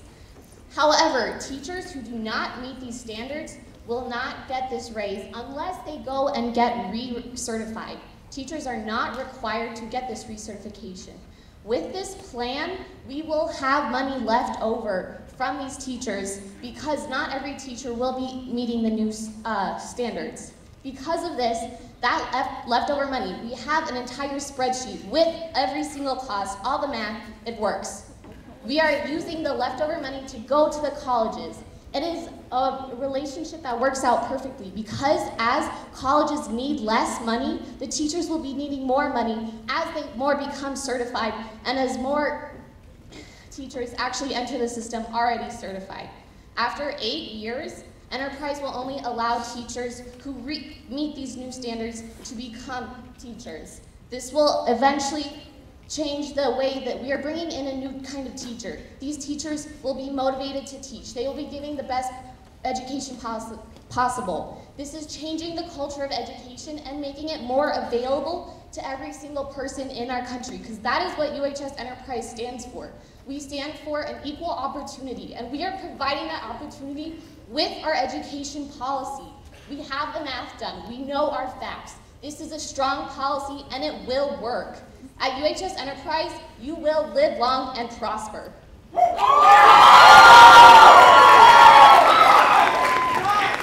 Premier, you have 1.5 minutes to provide a rebuttal. So here's the thing, you may have the facts, but I have a calculator. The average American graduate graduates with $95,000 of debt. After 1 year, this will be $498 billion. Even if you allocated all $228 billion in your budget for education to paying this off, the public university and college system will still have $270 billion of debt per year. Also, you propose that people can use 2% of their yearly income to pay this off. That would take the average American person 91.5 years to pay off. After 91.5 years, that amounts to $24.7 quadrillion on the college education system for their debt. So I'm not really quite sure how you've accounted for this in your budget. So my question for you is, if you haven't accounted for $24.7 quadrillion in your education budget, what else haven't you accounted for? Because here's the thing, do that. It's highly illogical.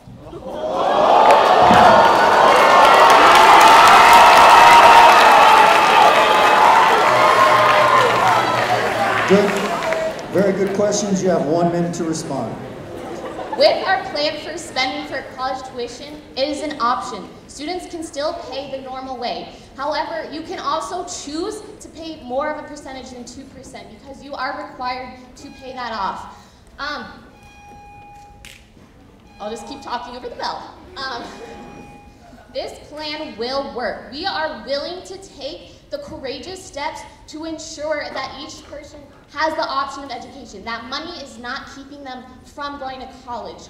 Right now, there are students that are not able to go to school because of money. However, this plan will allow them to pay it off after school because they will get a job because of their college education.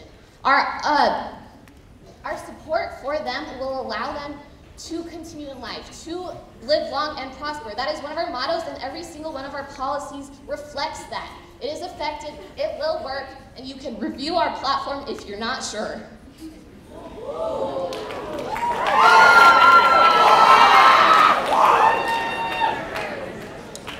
UHS Enterprise, select your party, ask your question. Party, you will have 2 minutes.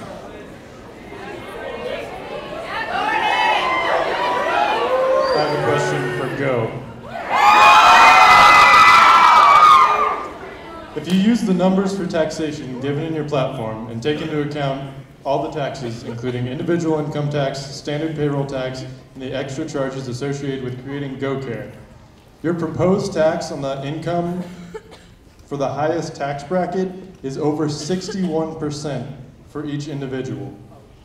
This tax rate is strangling to those high earners. It strongly de-incentivizes people to try to work for enough money to reach this bracket.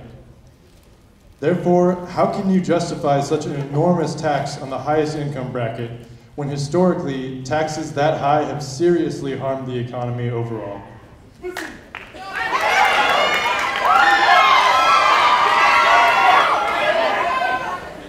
First of all, that's just simply incorrect. Our income tax bracket is a tax bracket that will allow our middle class and lower classes to prosper. First, we are increasing 1% on the upper 3 tax brackets and adding an 8th bracket. However, we're also closing loopholes. This is going to allow already the rich are evading their taxes. You've heard Shelby already talk about it before. They have the money in other areas. They have it in capital gains, they have it in investments, they have it in dividends. We are changing that. We're closing loopholes so these taxes, we can close the loopholes that they won't be evading the taxes anymore. Okay, now the next issue is GoCare. Now, again, they are paying these taxes and we're able to fund universal health care because we are having a startup tax system that's going to allow us to, our startup tax system is going to allow our GoCare system to prosper in the long run. Now, that's only for 1 year. That's a tax burden of only 1 year, and for the rest of their lives, they will have that universal health care available. We're not taxing unreasonable amounts. We are taxing at the reasonable and the good. Okay.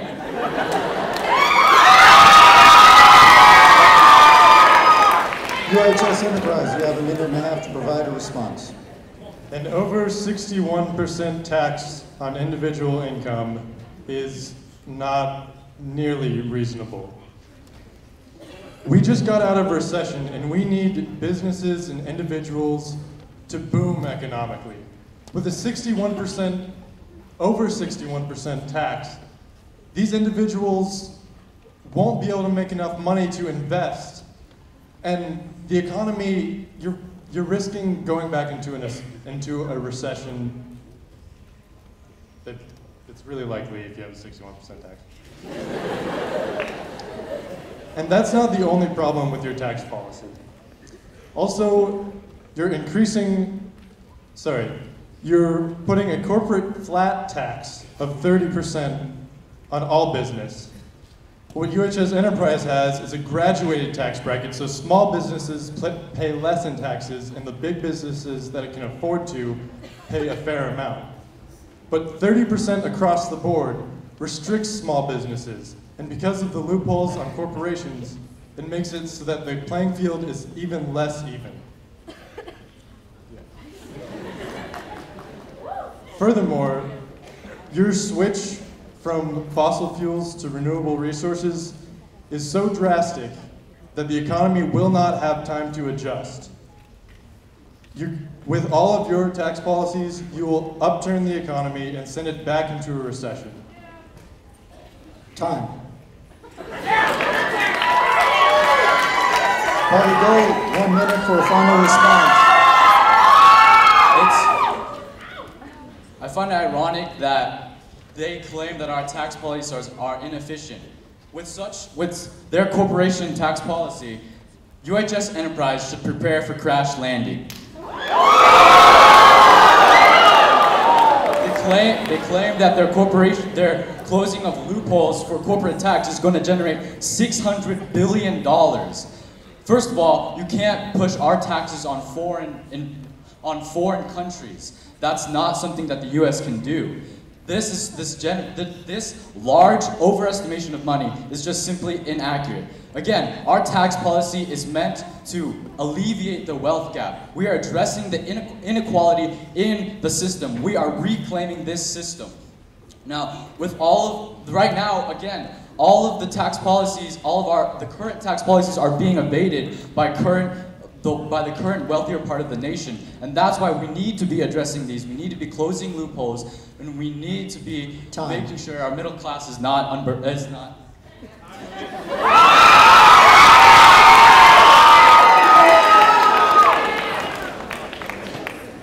Party Chrome, select your party, ask your question. Party selected, you have 2 minutes. UHS Enterprise. You claim that your change in schooling schedule will provide students with the most effective learning. However, by providing 2-hour lunches and 15-minute passing periods. So let's think about this. With a minimum of 5 periods a day, you would have about 4 passing periods. With a 2-hour lunch, that would be 3 hours of break in a 7.5-hour school day, which you promised not to change. Now, 5 periods a day. If you take 4 core classes all 4 years, that only leaves you with 1 elective per year. With this elective, you have to take care of Spanish, you have to take care of health, you have to take care of PE. How will this 40% of the school day going to breaks and lack of diversity in school curriculum help your education standards in your schools?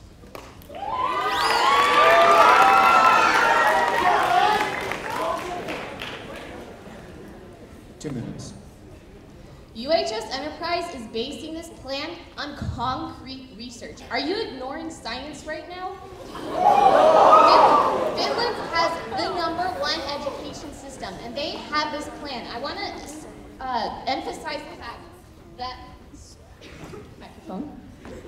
I want to emphasize that we are basing it off of this system, meaning that the schedule will work. What we're doing is that the class time period for Wednesday through Friday is 45 minutes long. That's based on concrete research saying that after 45 minutes, you need a break for your brain.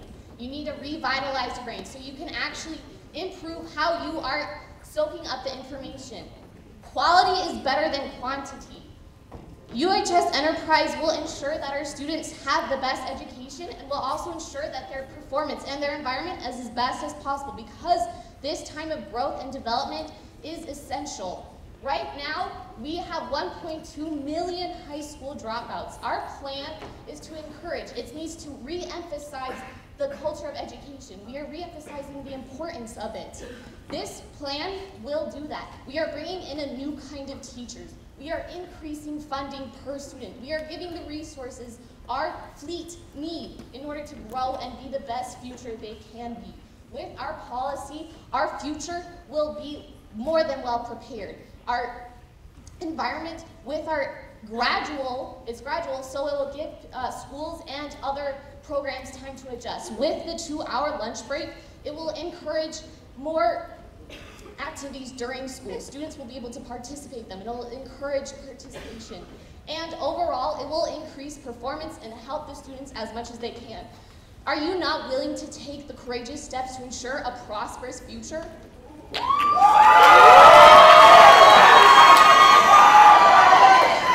Chrome, you have 1.5 minutes. Unfortunately, Enterprise does not address the question about curriculum diversity, especially with, as they were saying, they did not address the fact that they are cutting the amount of classes that you can take in schools.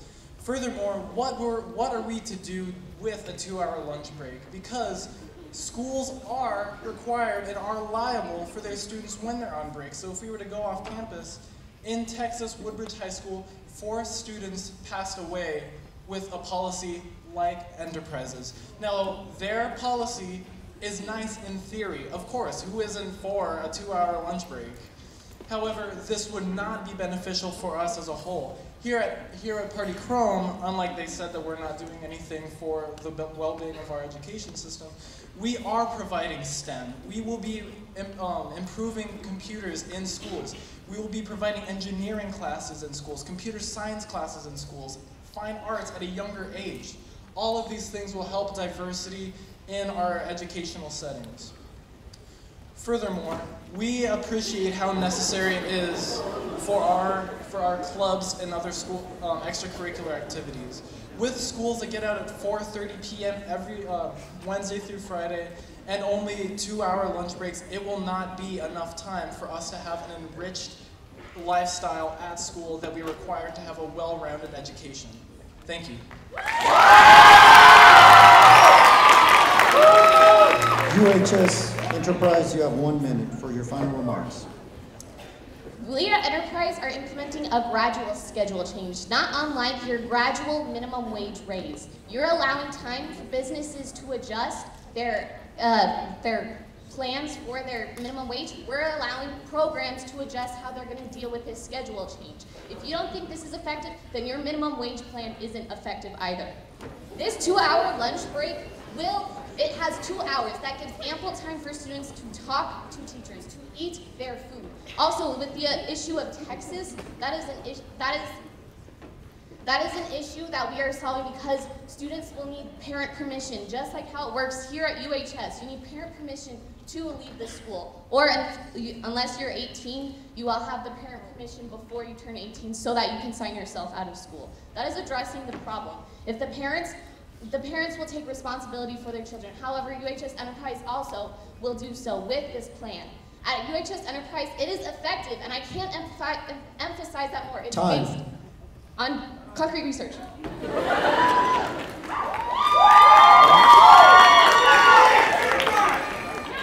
Party go, select your party, ask your question, party selected, you have 2 minutes. This question is for Party Chrome. In your platform under congressional reform, you say that Party Chrome will institute a 3-day retreat for congressmen every election cycle. How do you think that this retreat, financed at the taxpayer's expense, will solve gridlocks in Congress?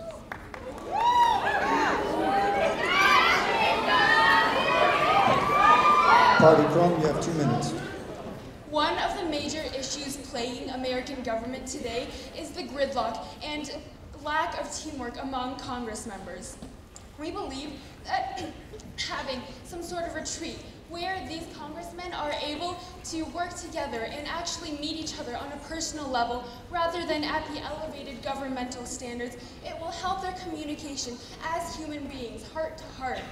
We do not plan to have this be an extreme burden on taxpayers. This will only be a 3-day retreat.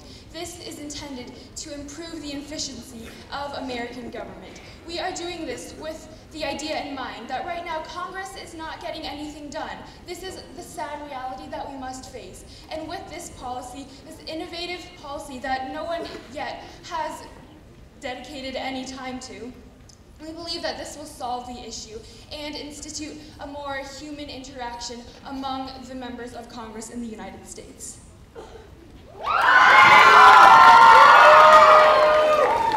Party go, you have 1.5 minutes to respond. So it is financed at the taxpayer's expense. And I hope that they also buy cameras too, because that'd be a reality TV show I would watch. This reform will emphasize teamwork and cooperation. But this has proven that the gridlocks in Congress will not be solved by simple team-building activities and cooperative retreats.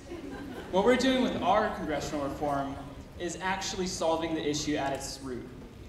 We're limiting the amount of terms that a representative of the House can serve to 5, while also increasing the term length for a representative of the House to 4 years. The reason behind this change is that with the current 2-year duration of a term, half of it is spent planning the next time they'll be elected. because campaigning starts as early as 1 year before the election. So when a representative of the House is elected by their district, halfway through their term, they're already wondering, will I get elected next year? By increasing it to 4, this will allow them to focus more on congressional matters. Additionally, while we are not directly affecting the Senate, we are hoping that by instituting the term limit for the House of Representatives, people who want to stay in Congress will then move over into Senate races, thus contesting those races more and providing more options for states and those who live in it to elect their representative that they truly want. And people will be more motivated to make the changes they require.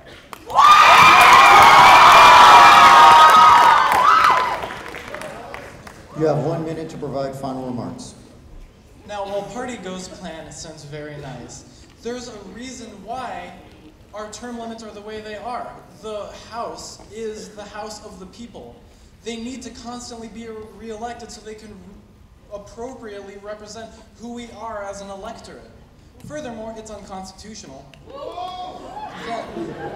Furthermore, by saying that Chrome doesn't address the gridlock with our current policy, does our gerrymandering reform also not address gridlock? But in our gerrymandering reform, we will be making sure that a third-party judicial committee addresses each individual district, so it's not up to the state congresspeople, which will create imbalances and biased line drawing. Thank you.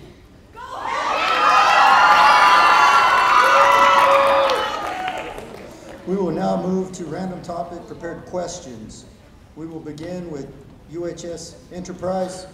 The question is, today, fossil fuels supply more than 90% of the world's energy, causing rampant air pollution, endangering global health. With fossil fuel usage increasing rapidly in a growing economy, how does your party plan to address this issue in a productive and time-efficient manner? What UHS Enterprise is doing to phase out fossil fuels is enacting a policy we call BEAM. Get it? BEAM phases out fossil fuels. BEAM stands for Better Environmental Efficiency and Alternative Resources Measure. What it does is it gradually phases out the use of fossil fuels instead of having huge immediate changes that upset the economy and use technologies that aren't prepared to be more efficient than fossil fuels right now. We recognize that the economy needs this time to adjust, and we need more time to research alternative energies. And UHS Enterprise is giving the funding necessary to get these alternative energy technologies to the point they need to be competitive with fossil fuels. Yeah, that's it. We got a good policy.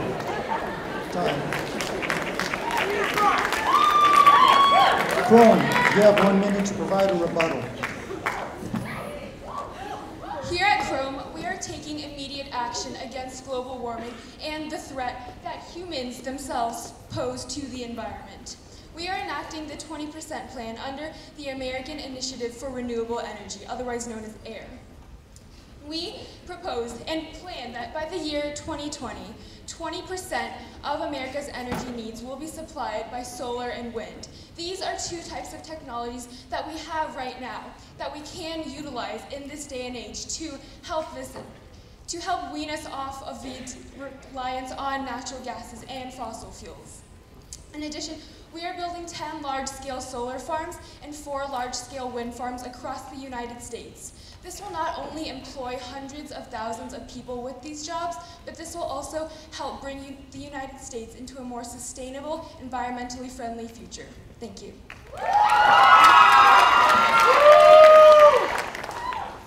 The next question is for Chrome. Immigration is an extremely controversial issue in American politics. The involvement of drug dealers and smugglers creates violence and instability, but many illegal immigrants genuinely want to become American citizens and better their lives.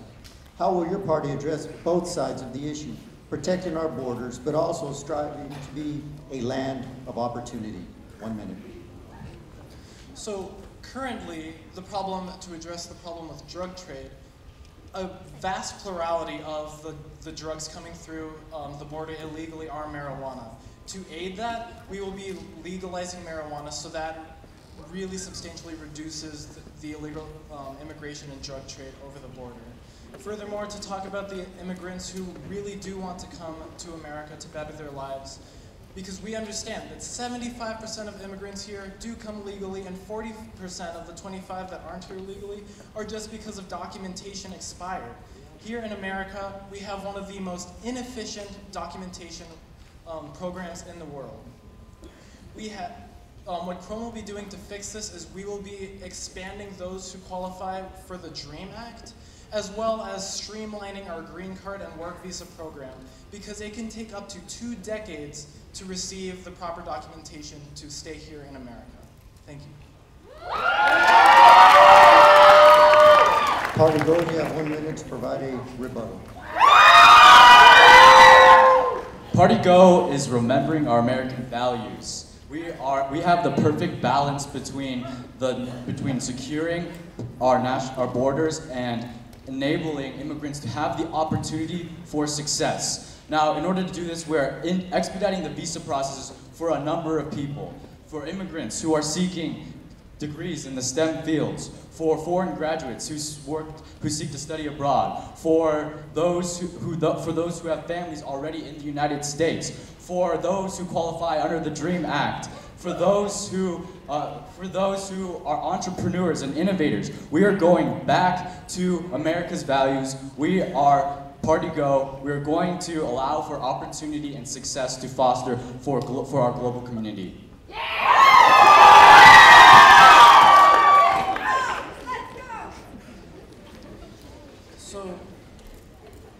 So to quote Party Go. You have 1 minute. Okay. Go ahead. So to quote Party Go, you will be enlarging the amount of documentation by how you put a number. So here at Chrome, the way we will be fixing this problem is it will be enlarged gradually, proportionally to population in our country. This will ensure that we do not have locked limits based on how many people actually want to come to our country. The way it is now is with increasing amount of people from all over the world, we do not have proper documentation standards to let them come in and do the work that they would like to do. The American dream is still alive, but unfortunately not for many, not in America. Party Go, I'm going to have to pause you. You're a little overzealous there and got up. You didn't give me a chance to ask the next question, but we do appreciate the information, so let me ask the next question.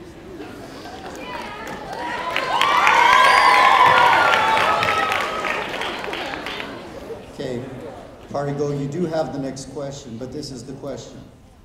The American prison system is expensive and controversial, costing billions of taxpayer dollars, and some say taking money away from more positive programs like education. Will your party address the exorbitant spending on prisons, and if so, how? That's the question.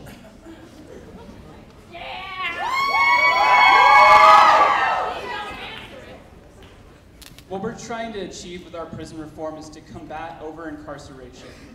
It is the source of countless problems in the prison system. One of the actions we're taking to combat over-incarceration is that through our drug policy, in which we are legalizing marijuana, we will also be releasing those who were imprisoned on charges of marijuana possession, because that is now legal. That will free hundreds of thousands of people from prisons and thus reduce over-incarceration. Additionally, we'll be eliminating the death penalty, which will drive down costs of prison systems, because currently operating death rows costs an exorbitant amount of money. Finally, we'll be implementing more opportunities for parole. That way, people can integrate back into society after prison life much easier. And also, additionally, it is much more cost effective. It is $3 to $14 per day, as opposed to the $35 to $130 per day in prison. Thank you. Party Premier, you have 1 minute to rebut. Unfortunately, our prison systems are failing. 46% of the people in our prison system are in there on non-violent drug offenses. Simply legalizing marijuana will let out some of these people. However, we are decriminalizing all non-violent drug offenses. This will decrease nearly half the amount of people in our prison systems. There are systems run currently for profit based on the overflow from the state and federal prisons. We believe that this is highly unethical, therefore we will be releasing nonviolent drug offenders from prisons. Additionally, we will be implementing education programs which cost $1,000 a year rather than $30,000 a year to keep someone incarcerated. These education systems are proven to decrease the number of people who leave prisons and have to return. These systems will not only decrease the current population of our prisons, but also help to decrease the amount in the future. Thank you.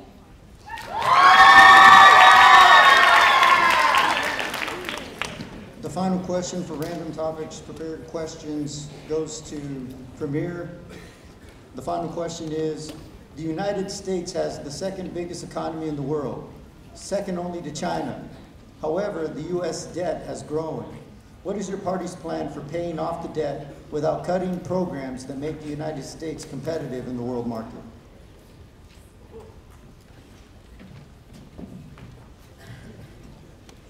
Okay, so here at Premier, we believe that in order to decrease our deficit, we do need to decrease our spending. However, we will not be getting rid of beneficial programs that make us a world leader in the economy. We will be providing subsidies to increase our exports in both soybean and corn to become more avid in the world trade environment. Thank you. UHS Enterprise, you have 1 minute to provide a response. It sounds like your policy is a lot like ours. That's really good. So we're recognizing the problem of the national debt. Recently, United States international interest rating went down, and we can expect future interest rates on our debt to increase because of this. This is a vicious cycle that increases the debt, increases interest rates, which increases the debt more. UHS Enterprise is getting us out of this cycle right now by running a budget surplus. We're taking in more money than we're spending. We're doing that by closing loopholes so that big corporations and wealthy individuals start paying a fair amount of taxes. Because the problem with our system right now is that these wealthy individuals who can afford to pay the taxes are paying lower percentages than some people who can't afford to pay. We're making the tax system fair, and that's allowing us to pay off the debt and help Americans. Thank you.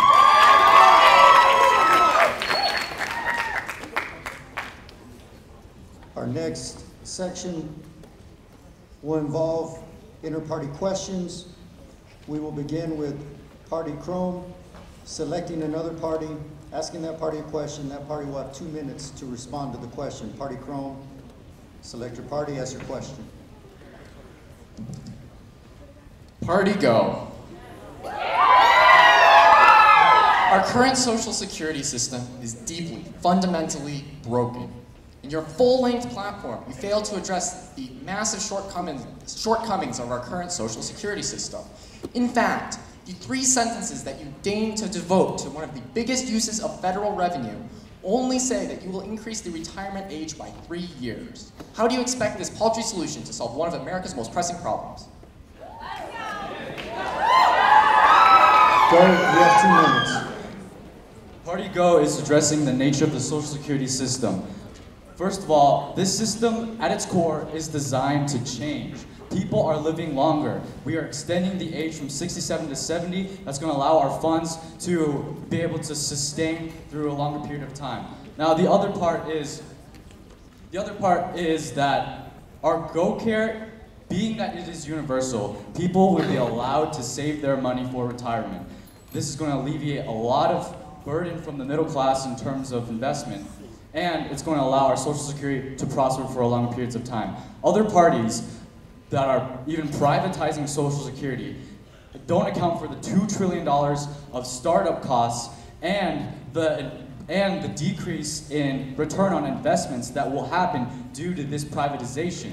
Party Go is looking for sustainability. We're looking to change this system.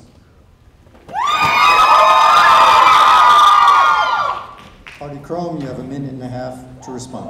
I must say, I'm slightly tempted to go follow you off into healthcare, but we're sticking to Social Security. So, alrighty, your system is unsustainable. It's the current system, which is unsustainable. Within the next few decades, there will be no more money within Social Security.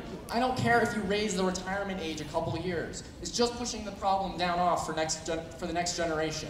For us, in fact. I don't want to be paying my paychecks into Social Securities my entire life, only to have it collapse when I'm 50. Furthermore, at Chrome, we address the problem comprehensively and completely overhaul the Social Security system with our cooperative healthcare and retirement omnibus monetary establishment. The retirement section of this program will function similarly to a modern 401k in that you pay money into it as you work, and then you get to take money out as you retire. Another benefit of this system is that currently with the Social Security system, the federal government can essentially steal from Social Security whenever it needs money for some other program. You can't do that with a private 401k, a personalized individual Chrome account. Thank you.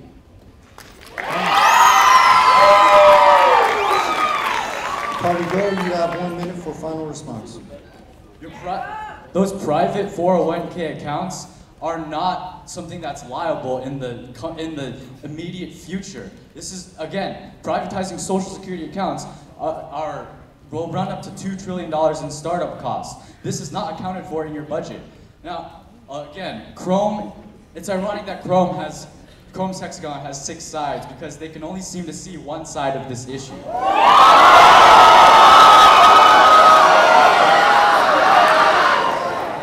Party Go is addressing the nature of Social Security system at the core. People are living longer. Again, by raising the retirement age from 67 to 70, we are able to fully sustain our system. The Social Security system now is not working because we don't have efficient funds. It's designed to change. Again, because people are living longer, we're going to be able to sustain it through the future.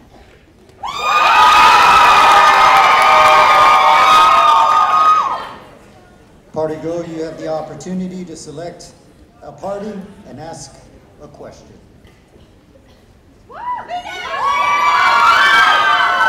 question is for Enterprise. Since the 1960s, the American school system has become polarized. Wealthy neighborhoods continue to get wealthier while poorer schools are underfunded, and ultimately, the students suffer. The students of the United States have been suffering for over 50 years, and an achievement gap has unveiled itself between wealthy and low-income students. Specifically, what is UHS Enterprise doing to address the achievement gap and ultimately the class disparity? UHS Enterprise, you have 2 minutes. Okay. At UHS Enterprise, we want education to be the best for everyone. So what we're doing is across the board, we are increasing funding by $1,500 per student. This does not have any sort of regulation. Per student, for every single student in the education system, the money that is going towards the school will increase. This will bring in the millions of dollars that each school needs to provide the resources that these students deserve. With this system, we will ensure that each student, no matter what their background is, will receive the best education possible. We are also keeping affirmative action, which will help students in their future and make sure that they have an equal chance with everyone. But our education system will prep them in the best possible way. We are also making the standards for teachers. I've already said this over and over. We are making the standards for teachers.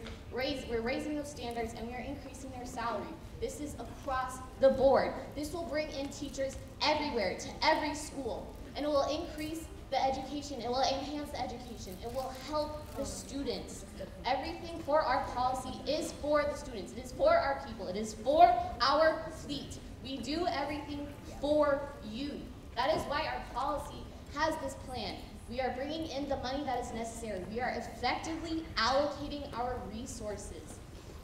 This will ensure that students can have the things they need: computers, books, more programs, more help with their growth and development. UHS currently is underfunded. This plan will make sure that it has the money it needs for our students. It will make sure that every school is as successful as possible.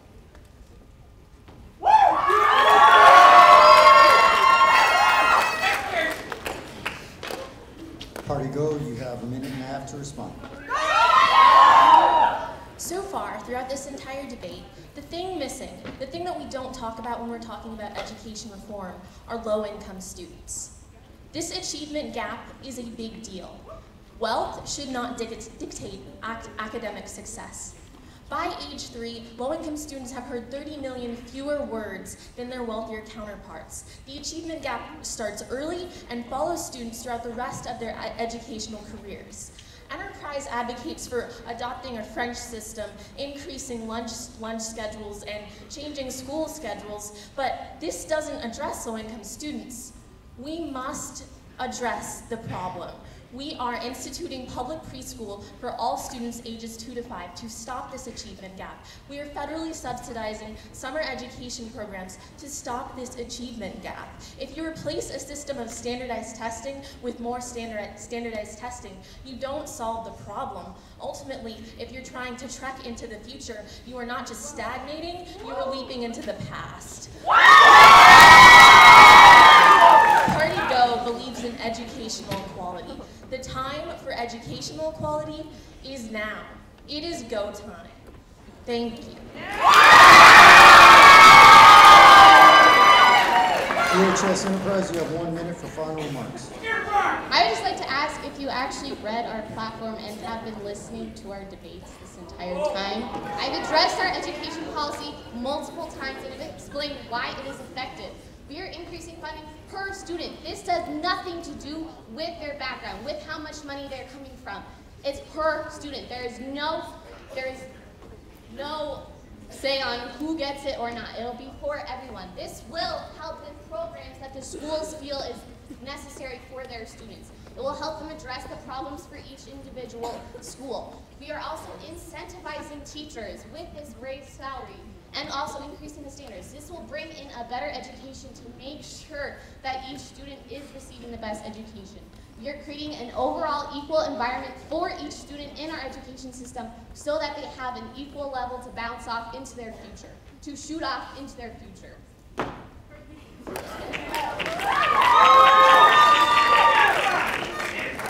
Premier, you have the opportunity now to select a party and ask a question. The party will have 2 minutes to respond to your question. Our question is for Chrome.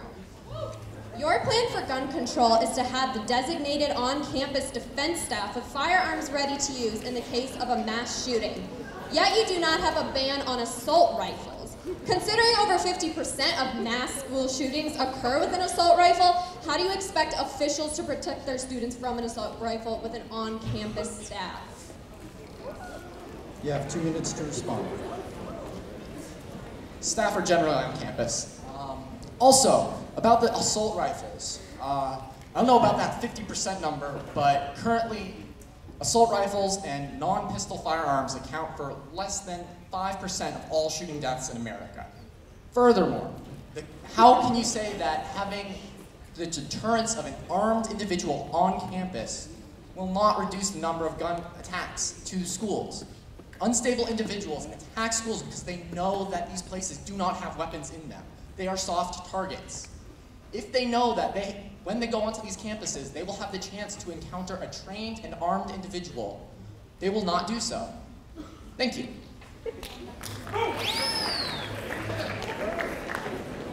Premier, you have a minute and you have to provide a response. So let's address the real issue here. I'm going to read you a quote from the man who assassinated many students at the Osaka school massacre. I've tried to kill myself several times. Give me a death sentence. So here we have a man walking into the situation asking for a death sentence. You're saying that your gun policy with your designated on-campus staff is going to deter people. Do you honestly think that's going to deter someone who's purposefully going in there to receive a death sentence? And yes, 50% of mass shootings do occur with assault rifles, and you have no ban on this. That's the real issue. Why do you believe that we should? Why do you believe that we shouldn't be protecting American students from people like this?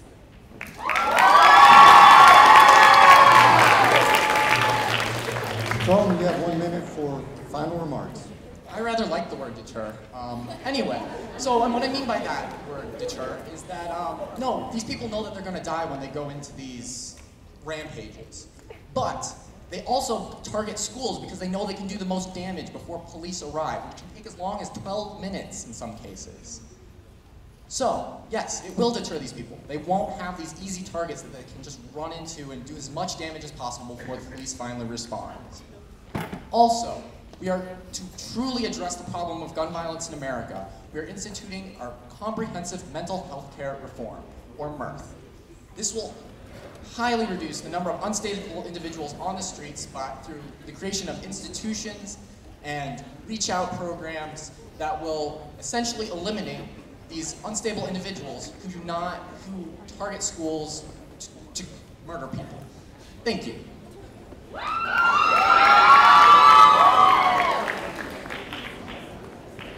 UHS Enterprise, select your party, ask your question. Party selected, you have 2 minutes. This question is for Party Premier. Given the still prevalent racial disparity that plagues our country, and the fact that education will take years to remedy this issue, how does your party defend its attack on affirmative action? 2 minutes. I appreciate your question. Thank you for asking that, but let me clarify.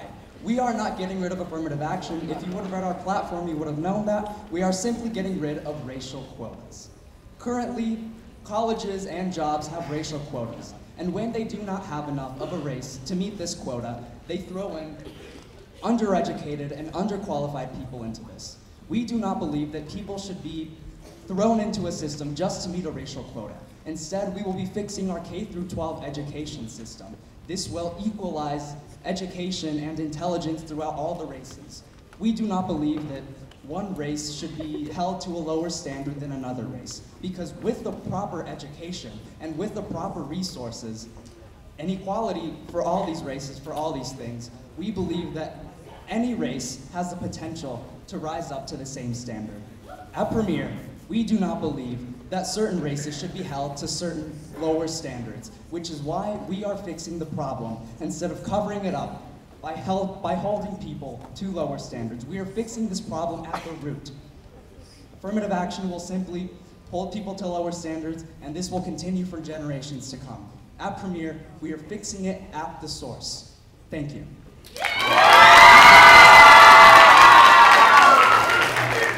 UHS Enterprise, you have a minute and 30 seconds. Well, I've got a couple points. For one thing, Premier, if you aren't eliminating affirmative action, then maybe you shouldn't have said it at every town hall. Second, perhaps you weren't paying attention in Gov. Overt racial quotas are already illegal, so your policy's not doing anything. The only racial quotas that might still exist are covert, and we can't do anything about them because the whole point is that they're not official. It's in an individual's mind, not on policy. But again, we spent a lot of time on this in Gov. A lot of time. Furthermore, your defense of eliminating affirmative action implies that these lower standards have been in place because minority groups are somehow lesser. That is completely false. The reason that minorities have not been hired to jobs is not because they have lesser qualifications. It is because racism is still a prevalent issue in American society. There is still a racial disparity.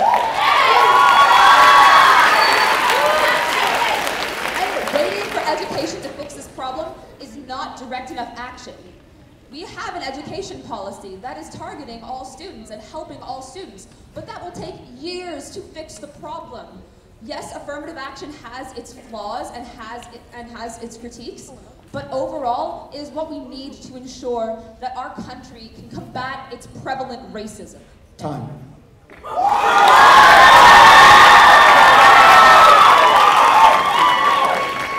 Premier, you have 1 minute for final remarks. So at Premier, we believe in a colorblind admission process because we believe that everyone has the ability to meet this requirement. Now we understand that there is racism and we do need to combat this, which is why affirmative action is not perfect. We are planning on fixing this.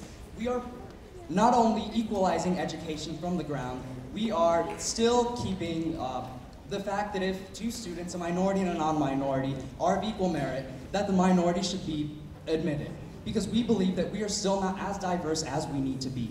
But instead of just lowering standards, we are fixing this at the root. We do realize that there is racism, and we will be bringing that up with eliminating racial quotas, so that not one single race can be targeted as underachieving or not being able to meet this high standard. We believe that all entrances should be based on merit, because everyone has the possibility to achieve this. Thank you.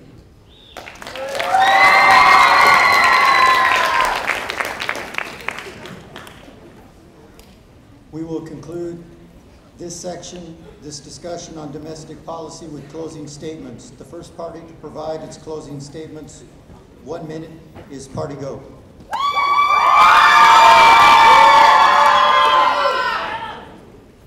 As you've seen from the debates that are now coming to a close, we are dedicated to making a nation that will be a home full of opportunity, built on equality, and kept safe from corruption and violence. And that sense of home will not end at our borders. Party Go seeks to lead the world community by example. We simply have to be strong enough to take that first step. Our America must embrace the necessary changes to become a model worthy of world recognition.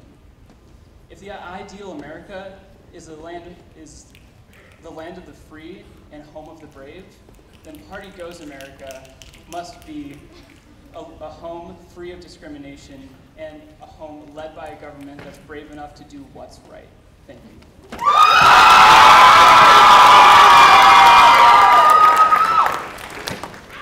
Premier, your domestic policy closing statements, please. You have a minute.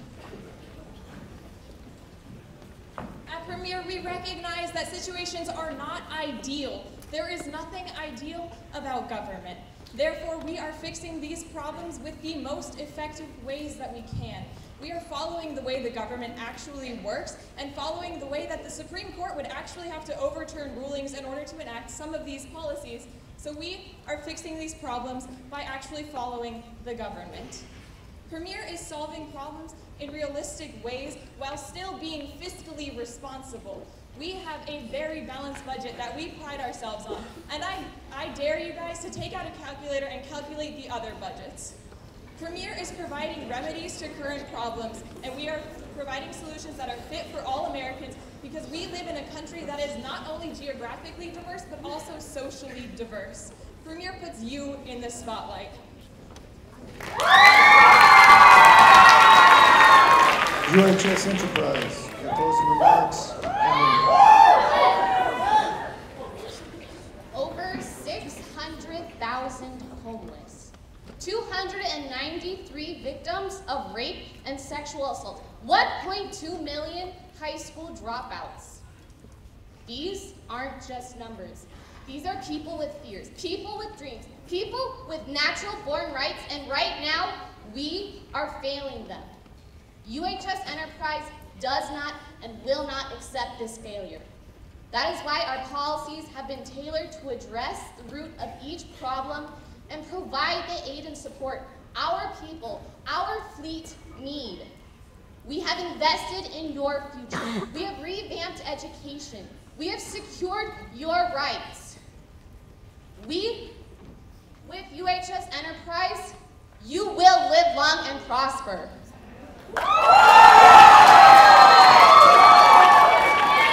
Crone, domestic policy closing statements, you have 1 minute. In our United States Declaration of Independence, we state that the point of a government is to protect our unalienable rights, life, liberty, and the pursuit of happiness. Crone is the party that does that best. We are the only party to provide post-high school education. We are the only party that provides the class diversity that we do. We are the only party that addresses Social Security as well as we do, and we are the only party that addresses immigration problems like we do. Crone can bring America back onto the world stage as the land of innovators, the land of dreamers, the land of opportunity, and can give everyone hope that they can too achieve the American dream. Crone will give our country a platform on which we can only reach new heights and build socially and economically. Thank you.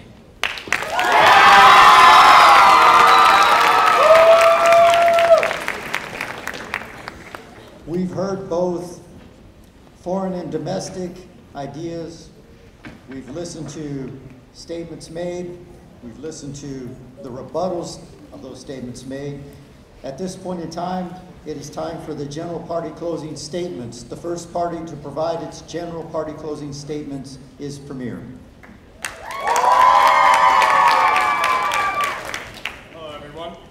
Today you've heard policy come from many different parties, but only one platform has worked to put your interests first. And we aren't doing so with a 60% income tax on the upper class, and unthought out gun policy or education policy. Premier has shown time and time again that our goals of protecting the well-being of Americans, preventing injustice, and providing thoughtful solutions to complex problems are realistic and achievable through Premier's platform. Domestic issues will be eloquently handled, and foreign affairs will be delicately resolved. Premier will guide America to a world where everyone gets their happily ever after. The future is bright as a spotlight when you vote for Premier. Thank you.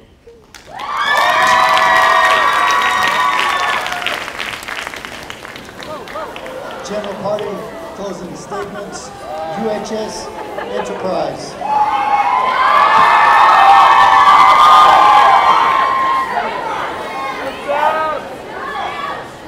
Welcome back from your long voyage.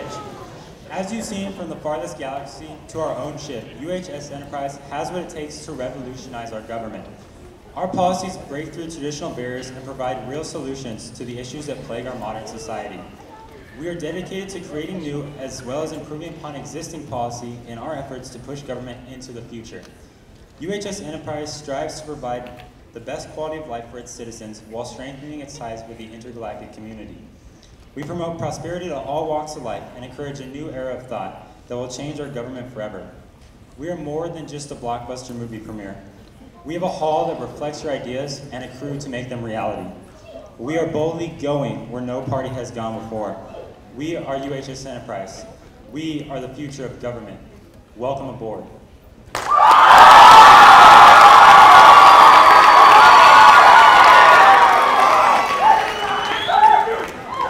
Next, I'd like to invite Party Chrome for their closing statements.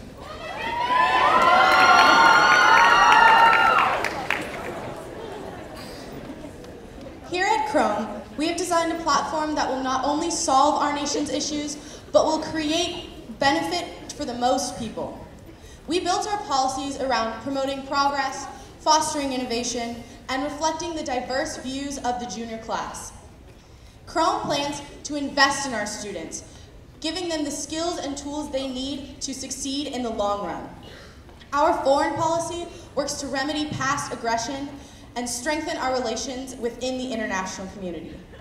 In the workplace, we support equal pay for equal work because it is 2015 and we need to eliminate discrimination. Like our namesake, we are polished and durable, withstanding the crushing pressures of high political office. We are reflective, we are colorful, we are Chrome. Thank you.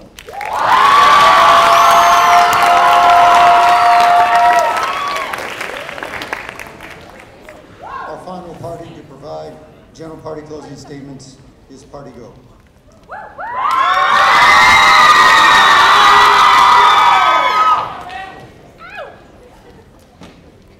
To green light is to give permission or to give a go-ahead to move forward.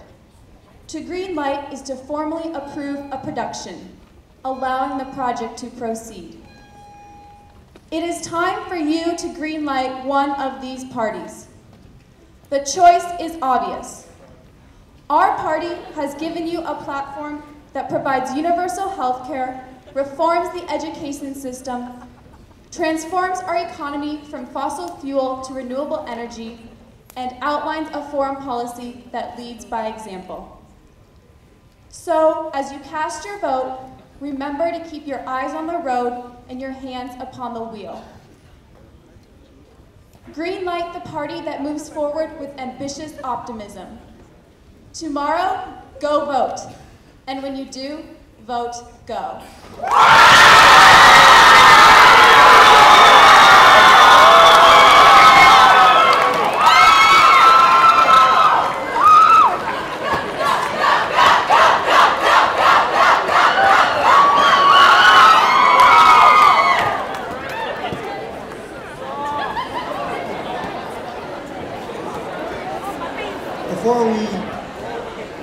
dismiss everybody from the auditorium, I'd just like to briefly provide a few remarks. This is the second year I've had the opportunity to be the moderator. I think I did a better job last year than this year, but there was a lot of excitement, so I got carried away with y'all as well. What I wrote down just on the edge of my paper as I listened to the debate, it's real fascinating that at your age you understand when to talk about, when it's time to shake hands or to draw those lines in the sand. It's interesting that right now the conversation is very deep and detailed about when to tax, when to invest, and then when to cut costs. It's fascinating that as the debate went forward, we're able to see the merging of foreign and domestic policy is almost the same thing in the same conversation. And yet that complexity didn't throw you. I also appreciate how bold and how brave you all were to call things for what they are, racism, elitism, classism, and to talk about solutions to address those.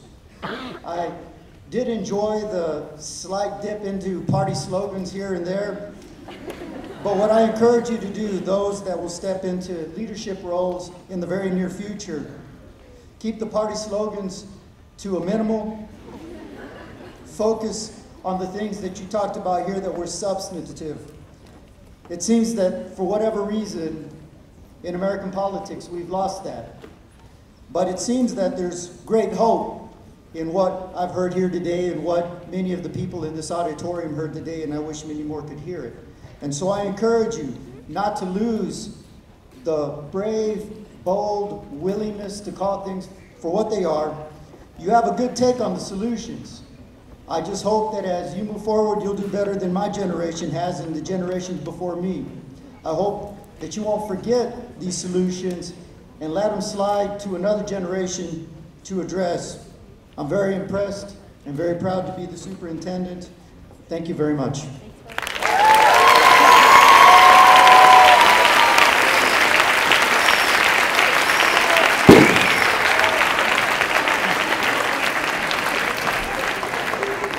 This concludes the 2015 University High School Senior Debate. UHS Juniors, please vote tomorrow in room LL3, before school, second lunch, after school. Please come and vote. Before we close, I'd like to once again thank Superintendent H.T. Sanchez for his job, superb job as our moderator. Thank you, Superintendent.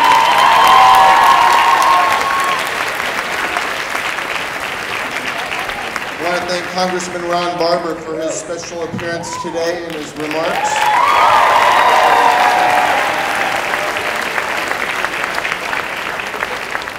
Again, we owe a debt of gratitude to stage crew. Thank you, thank you, thank you, a million times.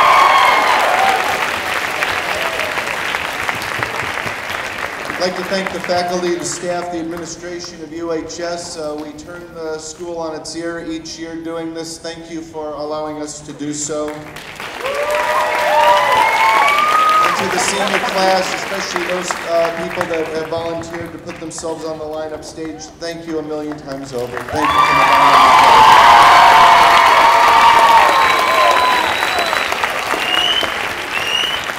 Again, juniors, don't forget to vote tomorrow, and then all of you, don't forget the culminating activity for this is a social event. We have the inaugural ball on Saturday at the JCC. Please come and attend. Hope to see you there.